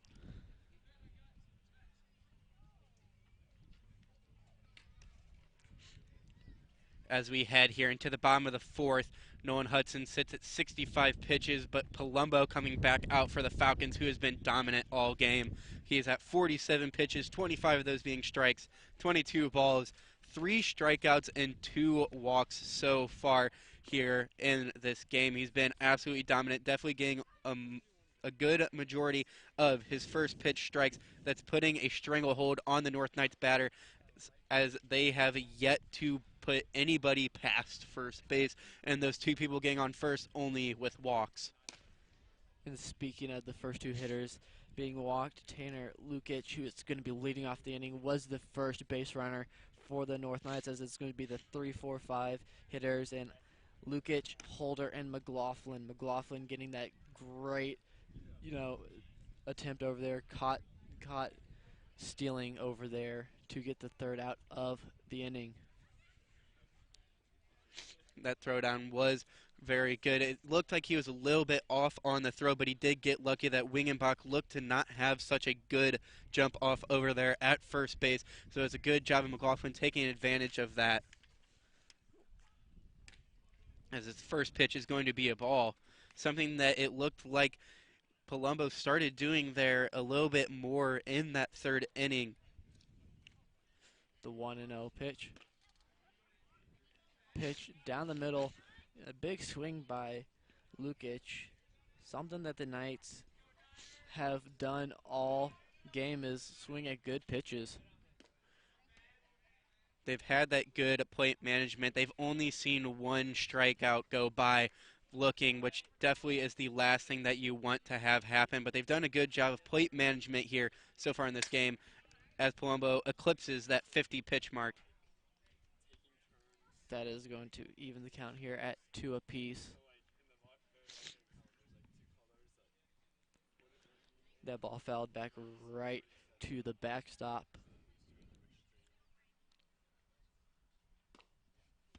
Trying to paint that outside corner again. That not calling that here so far tonight. That one looking a little far out there, though. And that ball just a little low too, which evens which makes it a full count. This one's going to be grounded to the shortstop, who's going to easily handle this and get Lukic out at first. That one going down as a ground out. That was the shortstop, Matthew Haley, with the put out there for the first out here in the bottom of the 4th inning. Jordan, like we mentioned, it is just a pitcher's duel. Haven't seen too many base runners except for when the Summit Falcons get on, but Hudson has done a great job at limiting that of their scoring opportunities. That one way high, looked to not have too good of a grip on that one, as he looked to maybe even be rushing it, as Holder had just gotten into the box when he threw it. This one being down in the dirt. Last time Holder was up, he popped out to second base and a good line drive. 2-0 count to Chase Holder. That one just a bit low again for it to be a 3-0 count. That ball looked to catch the catcher Shork a little off guard. They're unable to come up with it. As that one is going to be just a bit high, and that is going to be a walk for Chase Holder, and that's going to bring up Tyler McLaughlin up to hit. Last time McLaughlin was up, he struck out looking. Not to say that it wasn't a bad at-bat. He did very well in managing the plate there. Just the one caught the inside corner, striking him out as this is going to be a back pick over to Chase Holder. His teammates yelling back for him, looking out for him over there.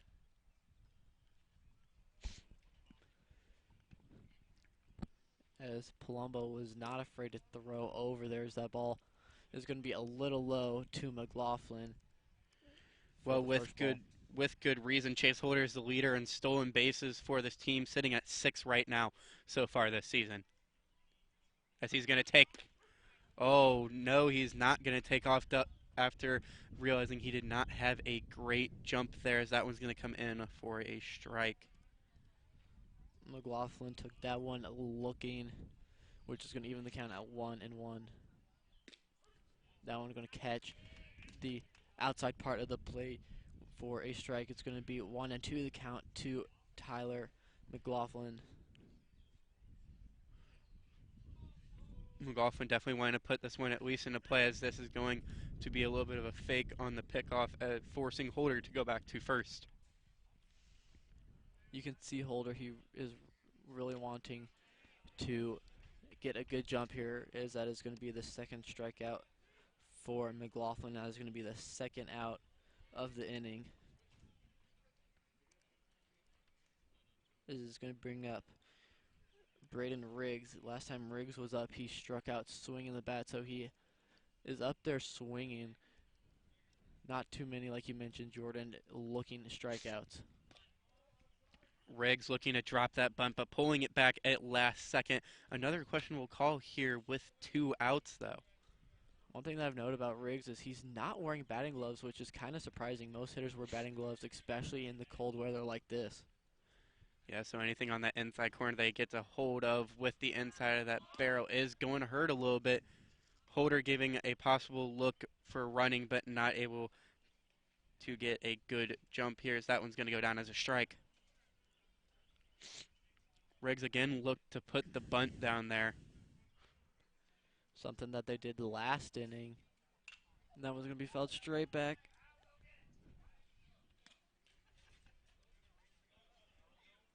That is going to be a 1-2 count to Riggs, the first baseman who came in to replace Lang after the top of the first inning.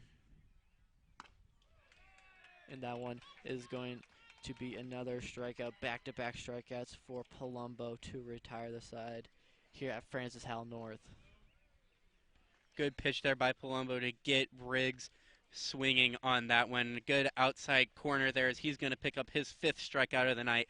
Definitely having a good one so far, as he has more than 1 strikeout in each inning. 4 of them swinging, 1 of them looking. So the North Knights at least doing a good job of trying to put a bat on a ball, though not able to get it done there. Although I do still am questioning them wanting to bunt with 2 outs. We saw it didn't work well in the 3rd with the sacrifice bunt there by Logan Mentor, not able to reach. That didn't work back in the 1st either, when Mentor tried to bunt as well. Neither time have they reached, and then trying to bunt there again with 2 outs. I don't see really too much upside there for the North Knights. Yeah, the ball just dies once it hits that infield grass. So the ball is not rolling as much as they would like it to. As we've been talking about the pitching duel, We have both pitchers currently sitting at 65 pitches, both of them with exactly 34 strikes and 31 balls, though both of them having a little bit different of a night.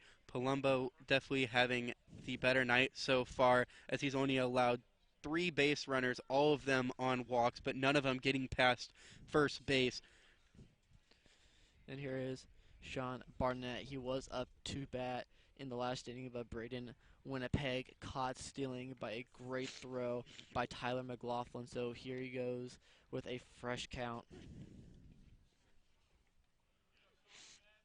Last time he was up, he had a good ground out over to third base, dealt with easily by the North Knights defense. The first pitch is going to catch the top corner of the strike zone for a strike. Hudson came out last inning firing, definitely doing a very good job of managing his pitch count again. He started getting good and warm, and definitely was able to handle that last inning easily, as it was handled in just 3 batters. That ball just a bit low on that outside corner. Great pitch by Hudson, but unable to get the call from the home plate umpire.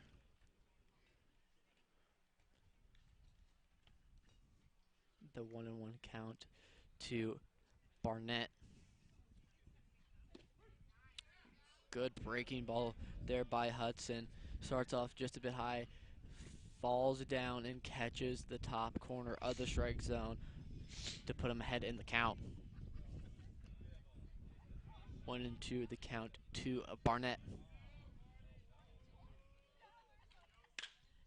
This one's going to be ground right in between the second and first baseman, rolling out there into right field where the big puddle is.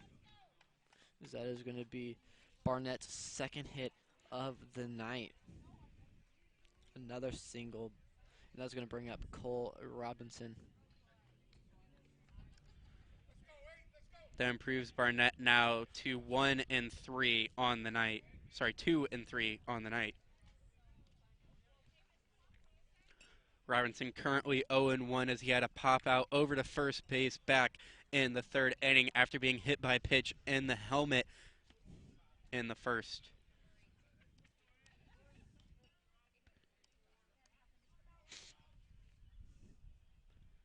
Looking to try and move Barnett at least over to second base. So that's a high breaking ball. It's going to be ball 1.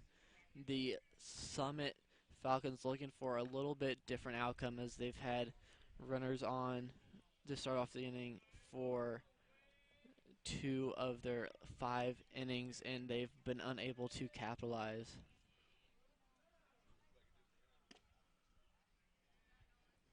As that one's going to be a bit outside again for ball 2.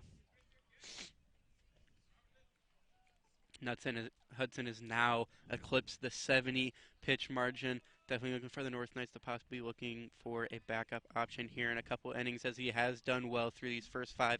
Maybe going to let him try and get through this 5th inning.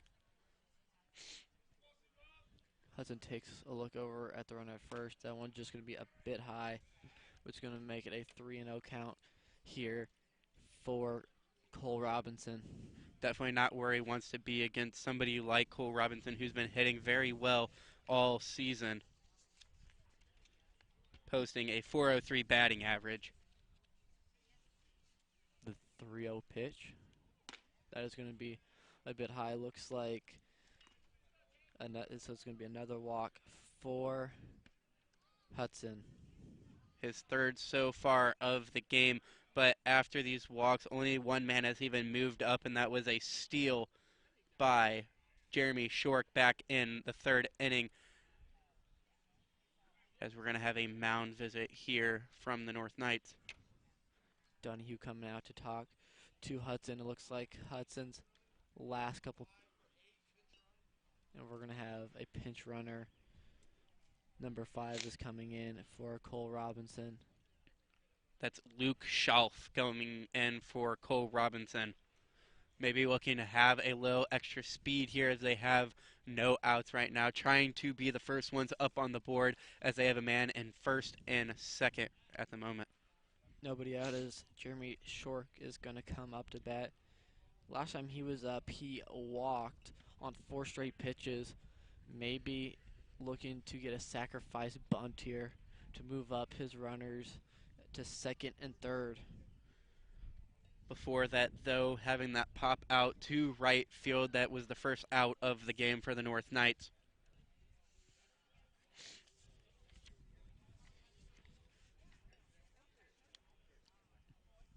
Donahue finishing up his mound visit, it looks like, as the umpire comes up to tell Donahue to wrap it up. Although Jeremy Shork does have 2 men on, as you were saying, possibly at the sac bunt, I'm thinking that they are definitely going to let him swing. He's had an amazing year so far, posting a .351 batting average with a .473 on base percentage, a .689 slugging, and he has 17 RBIs on the season, 6 home runs. So he's definitely a force to be reckoned with while he's at the plate. So definitely be looking for him to be swinging the bat hard here. And that's possibly what Donahue went out to go talk to him about, is how they're going to want to approach these next couple hitters.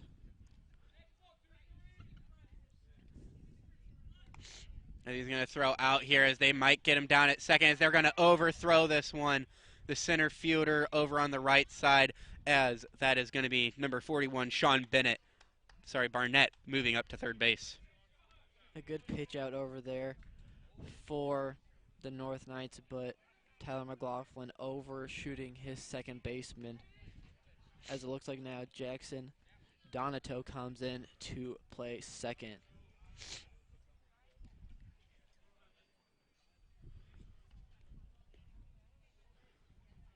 Just moving the runners over. It's not where they want him, as number 23, Jeremy Shork, as I was just talking about, was a very good hitter.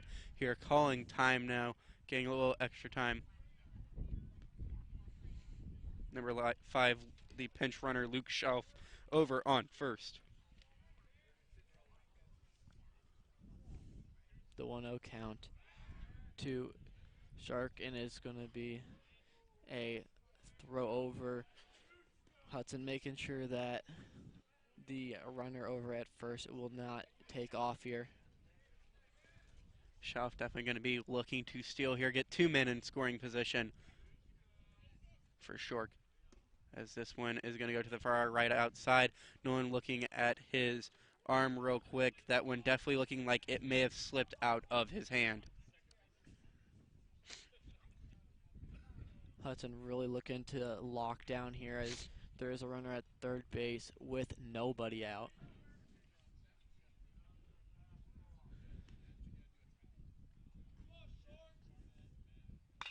As that one is ripped down the right field line, or right field side, but that is out of play. This is an optimal chance for the Falcons here. The lefty going up against a young unexperienced righty, and definitely a power lefty, though, too, with a man on first and third with no outs here for the Falcons. Definitely a prime scoring chance here. Hudson trying to definitely try and get out of here with the least amount of damage as possible, as Shelf is going to take off for second base, though. This one being popped far out to the right, out of play. A little, looks like, hit and run put on there by the Rockwood Summit Falcons, as that one is once again fouled down that right field side and out of play. That one hit further out there than the first one, which is going to bring the count to 2-2 to Shork.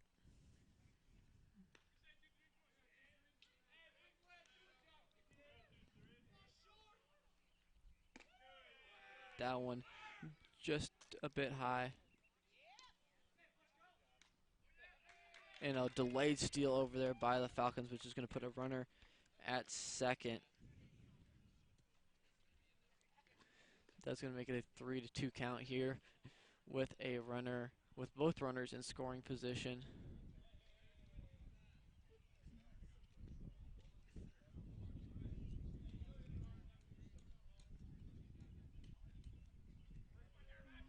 Donahue tells the fielders to stay back in their normal positions.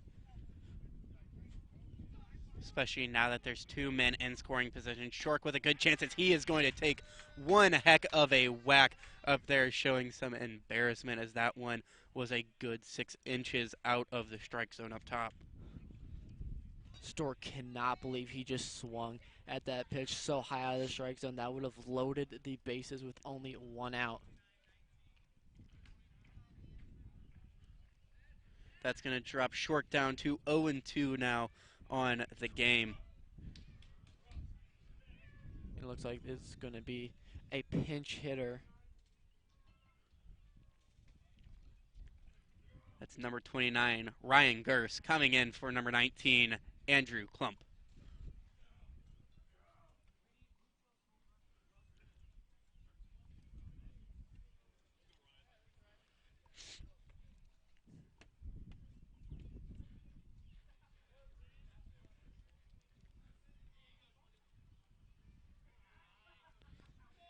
Gers coming in for Klump here. That one going to catch the inside part of the plate for a strike. With that last at bat, Hudson getting just his second strikeout of the game to give us a 1 out here in the top of the 5th. Hudson looks like he's really locked down when there's runners in scoring position. Is that one? Looks like in the same location, but umpire going to call that one a ball, maybe just a little bit low. So 1-1 the count to Gers. Falcons bench trying to get a low under Hudson's skin here.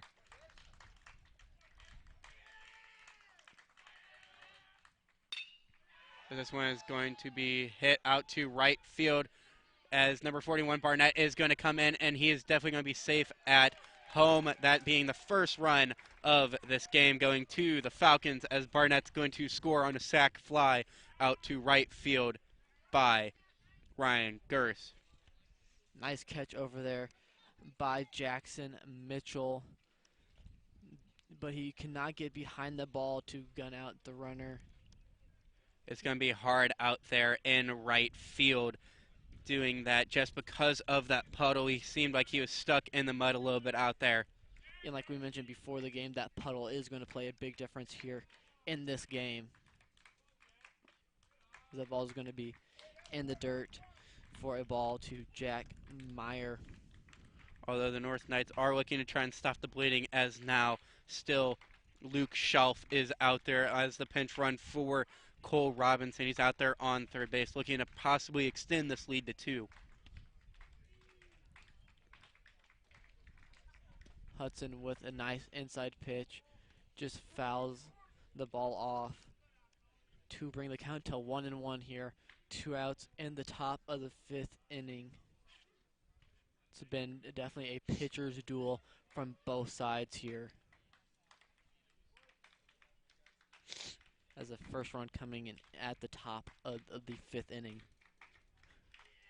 The 1-1 pitch to Meyer. This one going to be grounded over to third base. Good play there on the backhand by third baseman Tanner Lukic to get the final out of the inning here, stopping the bleeding there at just 1 run. What a great backhand by Lukic. That ball, if it went by, would have scored another run, and that was hit right down that third base line. Great backhand and great throw to retire the side.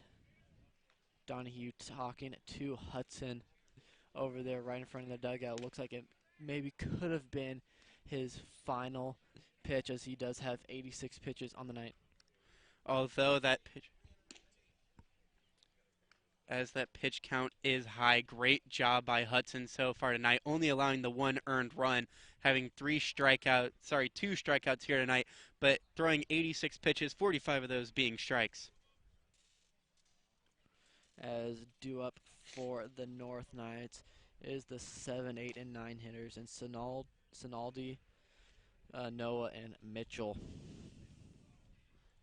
And their last at bat, Sinaldi has the pop-up backwards with a great play by the catcher, number 23, Jeremy Short, but not able to get anything going there either, as Noah and Mitchell both popped out to center field, both easy pop-ups, as Palumbo has had a stellar night so far. 65 pitches, 34 of those being strikes, 31 being balls, but 5 strikeouts so far in his 4 innings of work.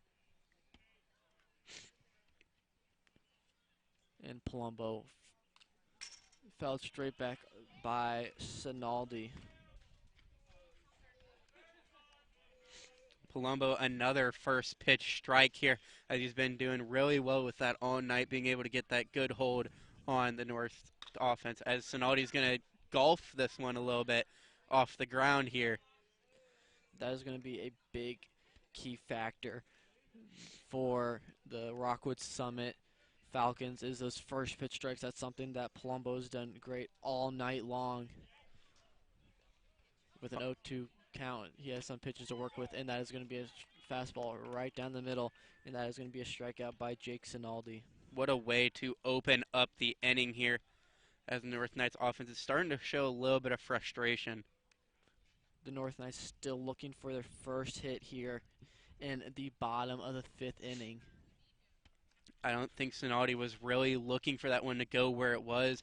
Palumbo has been doing a great job of going to that outside corner on the 0-2 pitch.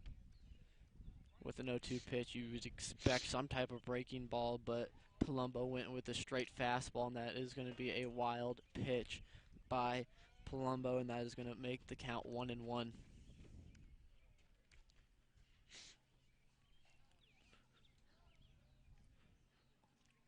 The North Knights looking to answer back themselves as Rockwood scored in the top of the 5th, and that pitch is going to be just inside to Noah to make it a 2-1 count. Good breaking pitch there, broke in late. Looked like it may have gotten ready to hit Noah, but then it broke in really well at the end, as that one is going to be called a strike, bringing this to 2-2.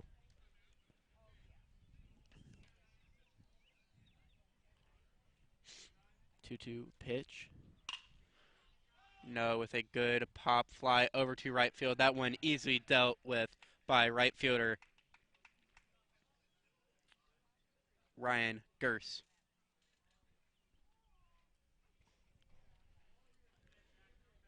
That was good contact by Connor Noah, but right to Gers over there in right field, as that is where we saw that puddle earlier today in warm-ups. That ball looks like it goes through the glove of Shork, and that is going to be a ball to Jackson Mitchell. Like you mentioned earlier, Jordan, Mitchell popped up to the center fielder, Barnett. That one is going to be a foul ball down that right field side, out of play. That's going to even the count here at 1 apiece. Palumbo just now hitting 75 pitches on the night.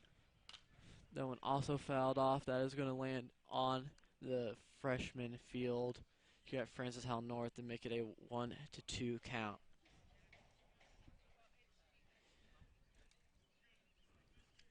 Palumbo ahead in the count, has some pitches to work with. That one going to be outside to even the count at 2 apiece. North Knights are running out of time here. They're going to try to find some way to get their offense going. They have a couple walks here,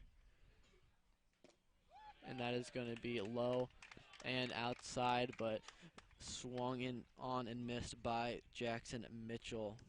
Palumbo picking up his 7th strikeout there on the night. Definitely looking to continue his reign of terror so far in this game.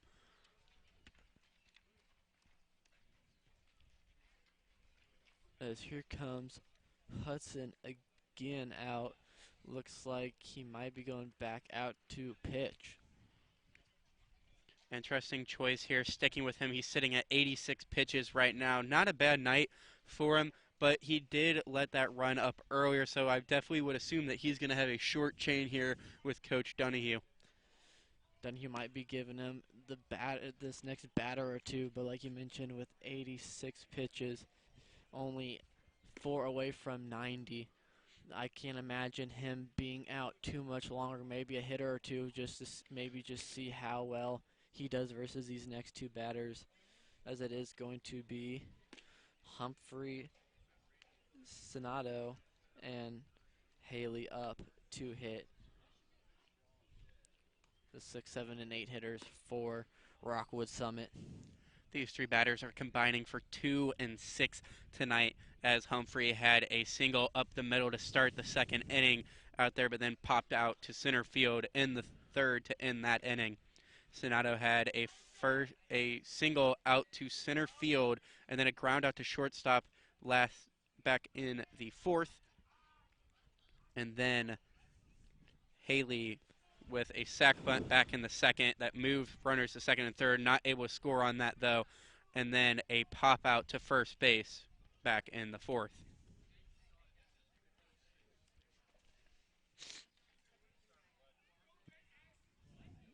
As we get set here to go into the sixth. First pitch in the top of the sixth is going to fall in there for a strike. Catches the outside part of the plate and called strike by the home plate umpire. Home plate umpire, giving Hudson a little leeway there on the outside corners. That is going to be hit up the middle, but is going to be caught by the center fielder. That is Logan Minter, able to camp under that one. Good read out there by Minter, who's done a very good job out there in center field tonight with a couple of pop-outs earlier, one of them by Nathan Humphrey himself. So that's going to drop Humphrey down to 1 and 3 here on the night. Minter saved a run earlier in the game with a great catch out there in center field, as that is going to be hit up in the gap. And it looks like it's going to be caught by the left fielder. That is Connor Noah over there to make that one. It looks like they were going to collide into each other, maybe some miscommunication, but that is Noah calling off Minter at the last second and able to come up with that ball. Hudson looking strong here in this sixth inning so far. Matthew Haley up as that pitch is outside. Last time he was up, he popped out to Braden Riggs over at first base.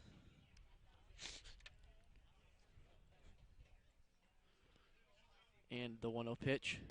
That one's going to drop back in the zone for a strike. Another good breaking ball by Hudson.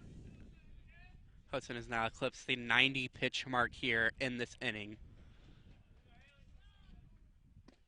That in the same location as the last pitch to make it a 1-2 count to Matthew Haley. Why not go back to that pitch again? Haley hasn't swung at those first two pitches. Maybe bring the ball a little bit inside a little bit more. Sets up high and outside for a ball that's going to even the count at 2-2.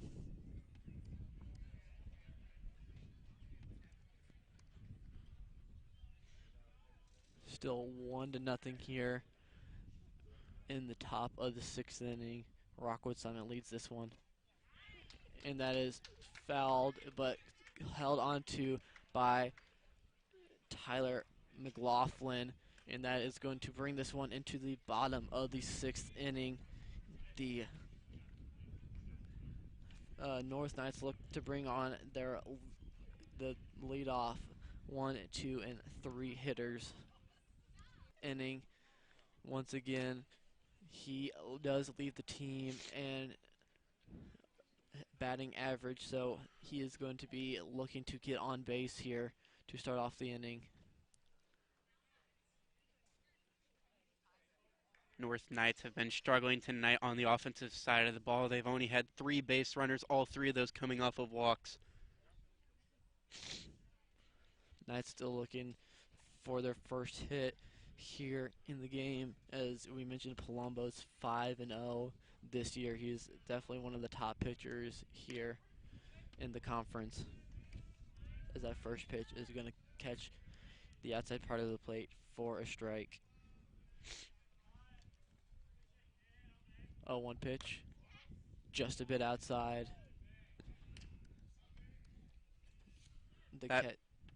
That pitch brings Palumbo now to the 80 pitch mark.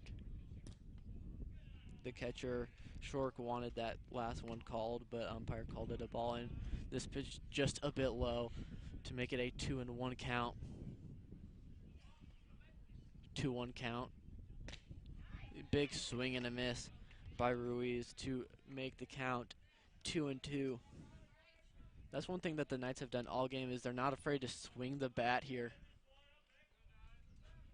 As that one is going to fall outside to make it a 3-2 count. Yes, like you said, the North Knights haven't been doing a good job swinging the bat tonight. When they do have those 2 strikes, they have struck out now 7 times, that one being the 8th.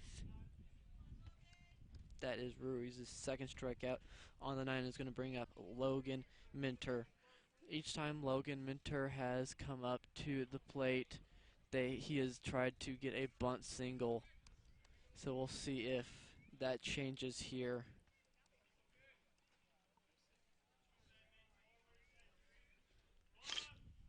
As he is going to bunt here again. This one picked up by the third baseman, going to be easily dealt with, as that is going to be another failed bunt by Logan Minter.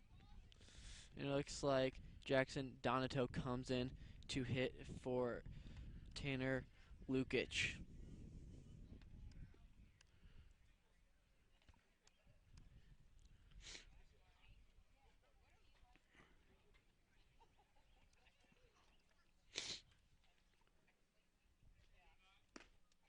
He swings at that one for a strike. That one looked to be a little bit outside. Donato coming into this at bat with a 1.43 batting average, with the same on base percentage as well, and slugging percentage through 14 at bats. Donato looking to start something here for the North Knights, as that one is going to be outside again. Once again, with 2 outs, it looks like the North Knights are going to try to get a bunt single, which it doesn't make much sense. Logan Minter has done that several times already, and it hasn't worked out. As this one, they're going to try and place on the first base side. Palumbo going to take that one, as there is going to be another out. Another questionable call here by the North Knights with 2 outs, as they have now had 4 failed bunt attempts. And the Knights are down by 1 run. They still don't even have a hit yet going into the final inning of this game, so it doesn't make much sense to see them trying to bunt. You'd think that they want to, swing the bat, get on base, find a way to get runners into scoring position and score some runs and at least try to tie this game up. But as we get ready to start the last inning here in the top of the 7th, once again, my name is Gavin Anderson. Joined alongside me is Jordan Malevchuk to bring today's varsity baseball game between the Rockwood Summit Falcons and the Francis Howell North Knights.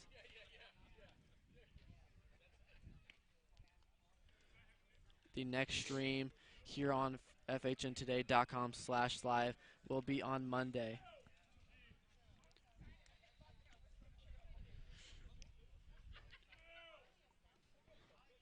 As we wait to see who the North Knights pitcher is going to be, it looks to be Chase Holder coming in for the North Knights out of the bullpen, coming in for relief here, trying to get the North Knights through this final top of the inning.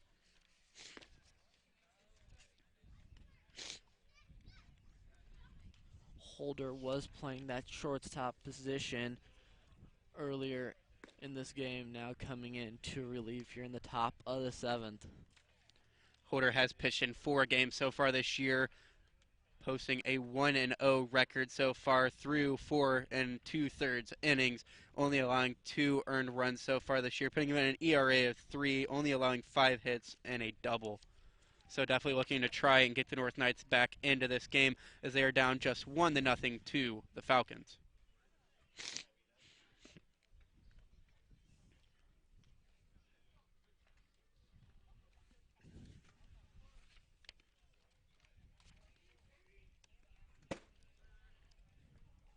As it's going to bring up the 9, 1, and 2 hitters, and Braden Wingenbeck, Sean Barnett, and Cole Robinson to start the 7th inning.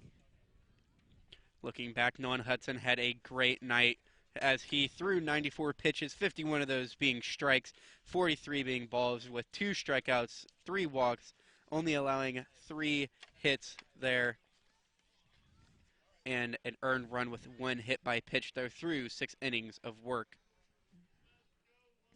It's definitely been a pitcher's battle all night, as you mentioned.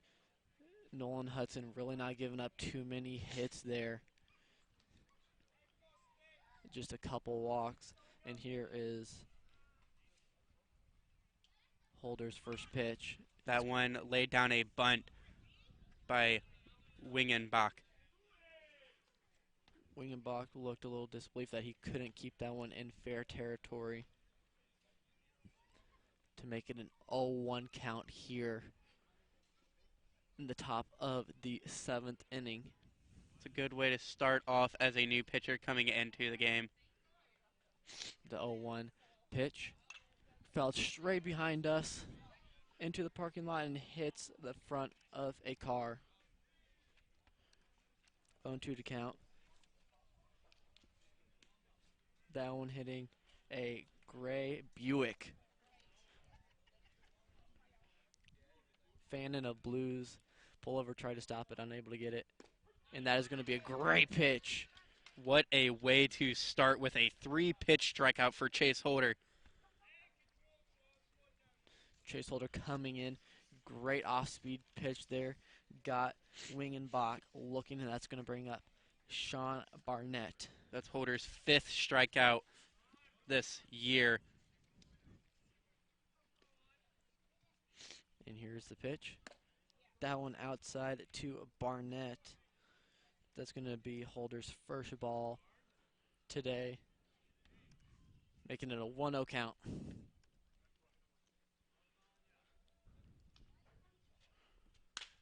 That one fouled right down the right field line. Almost hits one of the coaches over there standing outside of the dugout. Coach looked real confident when that ball made contact, but then shied away from it a little bit as that one got closer and closer to him. That was a good hard hit ball over there, bouncing off of the fence right in front of the dugout of the Falcons. That is the first base coach standing pretty much right in front of the dugout. 1-1 the count now to Barnett.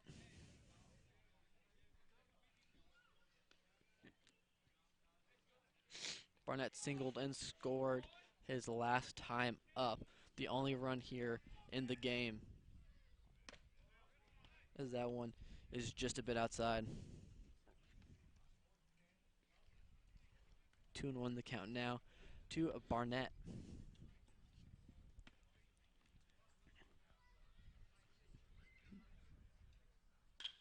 That one off the right field side and out of play. Falcons batters now trying to adjust to Holder's slightly faster pitch speed. As you can see, as he's starting to foul that off to that right field side, definitely showing that this is a little bit faster of a pace than what Hudson was throwing. But that's a good thing for relievers to have, as this one's going to be fouled the opposite way, though. Holder looked to slip a little bit on his back foot there, though, losing a little bit of control. Barnett looked like he was expecting a fastball, but Holder throwing that off-speed pitch and Barnett fouling it down the third base side. Wingenbach going to call time out here. Sorry, Barnett going to call time out here. He's 2-3 right now. Definitely the leading hitter so far on the Falcons team. Holder with the 2-2 pitch. Great pitch. Another off-speed pitch by Holder, and that is another strikeout by Chase Holder. That was an absolute beauty, getting him swinging there. Gonna bring up Cole Robinson. Cole Robinson just witnessed his first 2 teammates striking out. Cole could see what Holder can do, but let's see how Holder will face against Robinson. Last time Robinson was up, he walked on 4 straight pitches.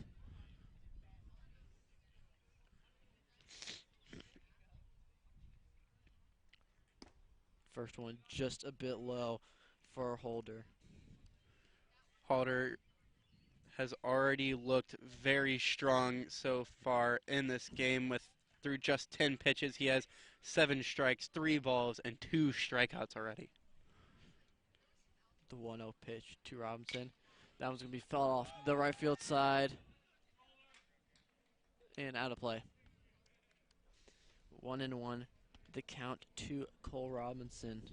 Good breaking pitch there by Holder to get him swinging, get him up under that ball, trying to get that pop out, but that one just going out of play. Coming up for the Knights in the bottom half of the inning are the 3, 4, 5 hitters, the meat of the lineup. As that one is going to be ripped down the right field line, but out of play.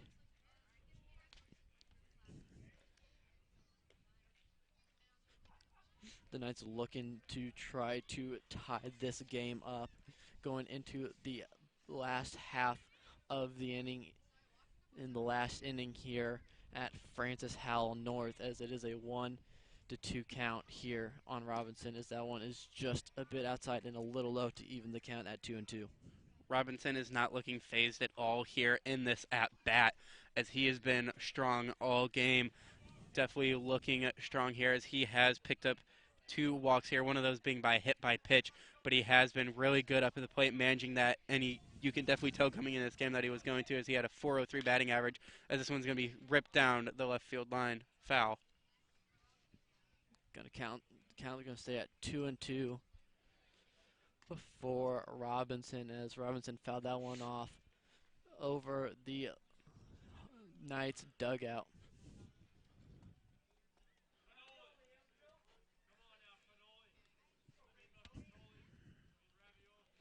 The 2-2 count, 2-2 pitch. That one is going to be popped up to the left fielder. And that is going to be a home run by Cole Robinson. That's going to make it a 2-0 game here. That is Robinson's 5th home run of the year. That one just barely making it over the left field fence, bringing this one to 2-0 in favor of the Falcons. The wind's still blowing in from right field, so Robinson definitely didn't miss that one.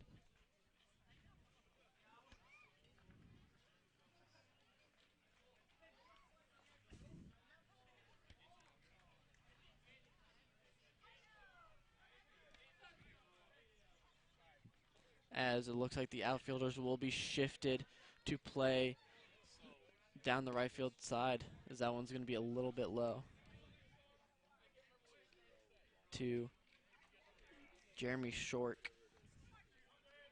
That left field side left wide open for Shork in the outfield. A ball down that third baseline could be an easy triple, as that one is in the dirt low for a ball.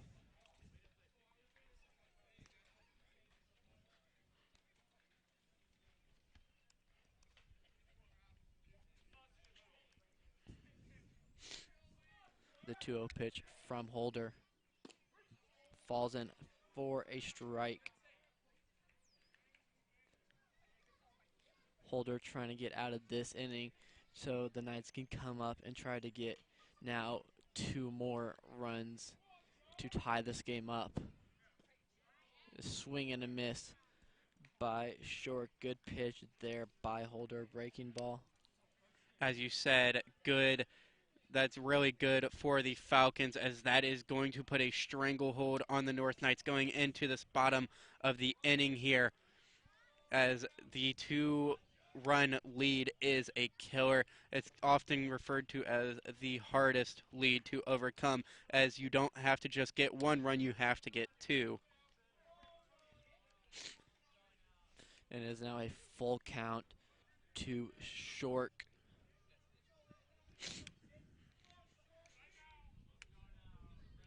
Holder with the 3-2 pitch.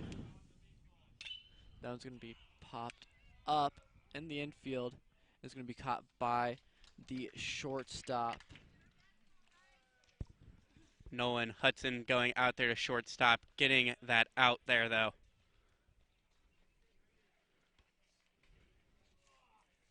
And as we go here into the bottom of the 7th inning. Like we mentioned, it is the 4, 5, and 6 hitters coming up for the North Knights. Once again, Ryan Palumbo coming into pitch, still has not given up a hit, looking to finish this game with a no-hitter.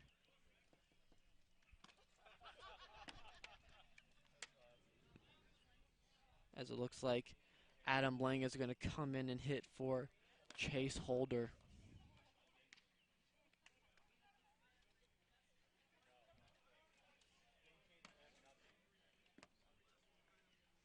Adam Lang started the game out at first base, came out after the top of the first inning, and it looks like he's going to hit for Chase Holder.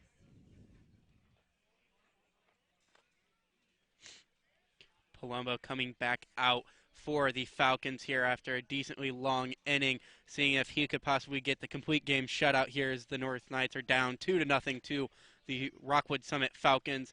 Palumbo so far this game, 89 pitches, with 50 of those being strikes, 39 being balls. 8 strikeouts so far, though, this game, 7 of those being swinging, 1 of them being looking, and 3 walks through just 6 innings of work. And it looks like a late decision, and it looks like Chase Holder is going to come back out to hit here, so Adam Lang was called back into the dugout, and Holder will hit for the North Knights here to start off the inning. Palumbo has done a great job all night of getting a first pitch strike. See if he can pull another one here as we start the bottom of the 7th. As that one is going to be high for a ball to start off the bottom of the 7th inning.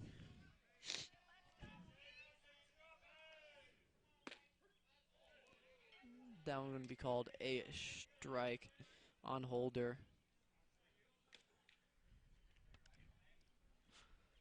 1-1 the count to Holder. Fouled straight back right in front of us here. Gavin not even flinching. Hey, if I would have had my glove and that wasn't there, I would have got it. Come on now. And that one is going to catch the bottom outside corner. Holder not liking that call so much, but the umpire has called that one tonight and is going to bring up Tyler McLaughlin.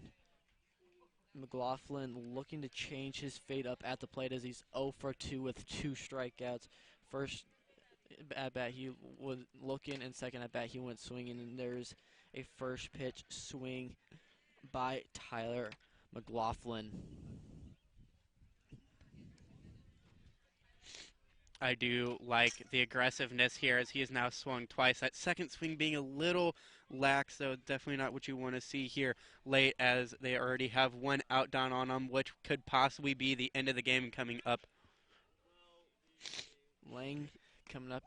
There's another strikeout by Tyler McLaughlin as there's now 2 outs, and Adam Lang is coming up to hit where he would have hit if he stayed in the game.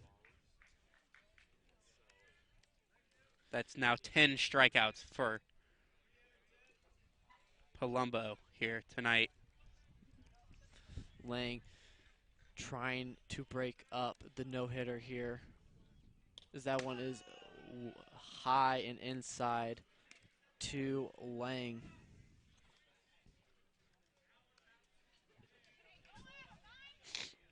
This is Lang's first at-bat, even though he did start the game over at first. As Lang is not happy with himself, as he felt like he should have swung at that one, and it's going to be a 1-1 count. That one going to catch the outside corner for a strike. 1-2 the count to Lang. North Knights now down to their last pitch. 1-2 pitch. That one is going to be outside. The Rockwood Summit fans wanted that one called, but that one was outside. So that is going to be 2-2 to Lang.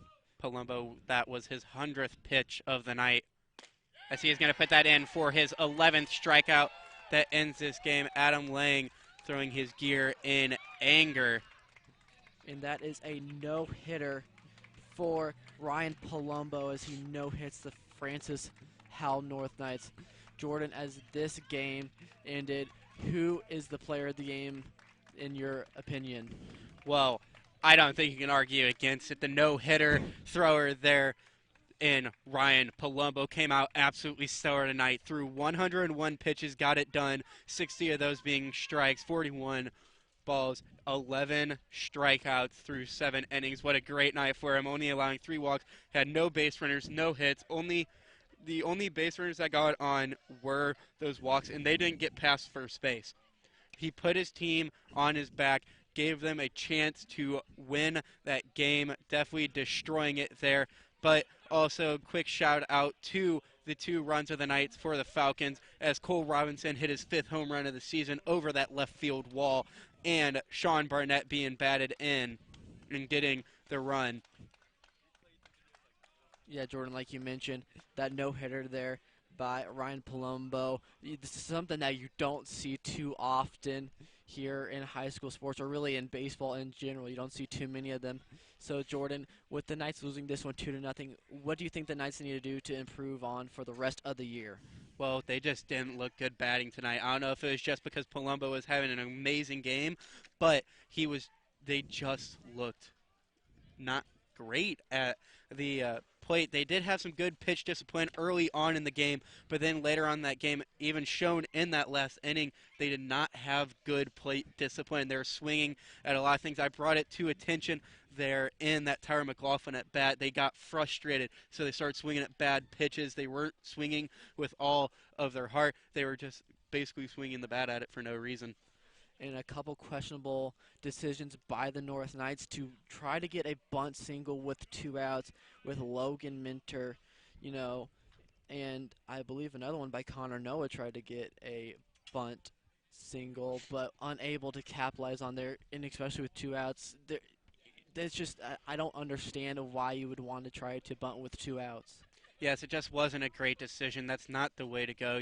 At that point, you should be letting your players swing their bat, try and get something going, even if it is just a single. What you would have gotten out of that bunt is just the same thing, but they didn't get anything out of those bunts. It just ended up not being a good decision. And what I'm more angry about with that is they had Minter bunt 3 times. It worked none of them.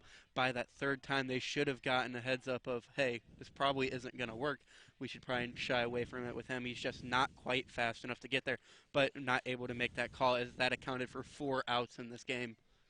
Yeah, Jordan, there's not too many games left to play, but maybe the Knights will look to that in the next, couple games, as the weather hasn't been, nice as of late, as we mentioned, so the Knights were really unable to really work on their plate appearances.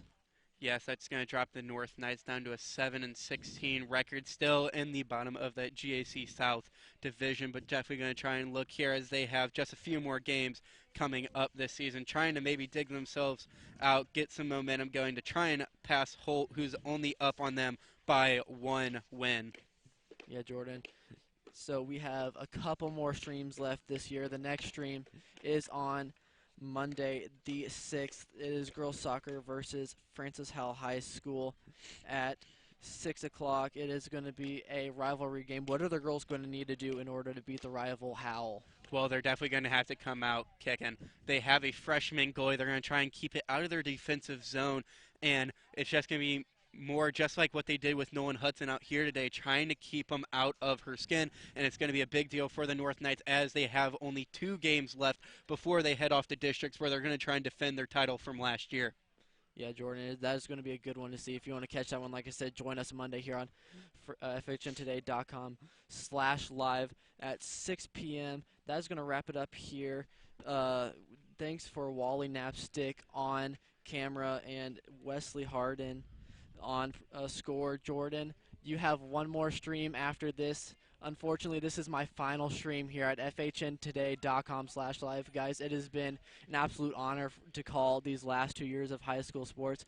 This is my final game here at North, and my name, like I said, once again is Gavin Anderson. Ending this one final time here at North. Have a great night, and thank you guys for 2 great years.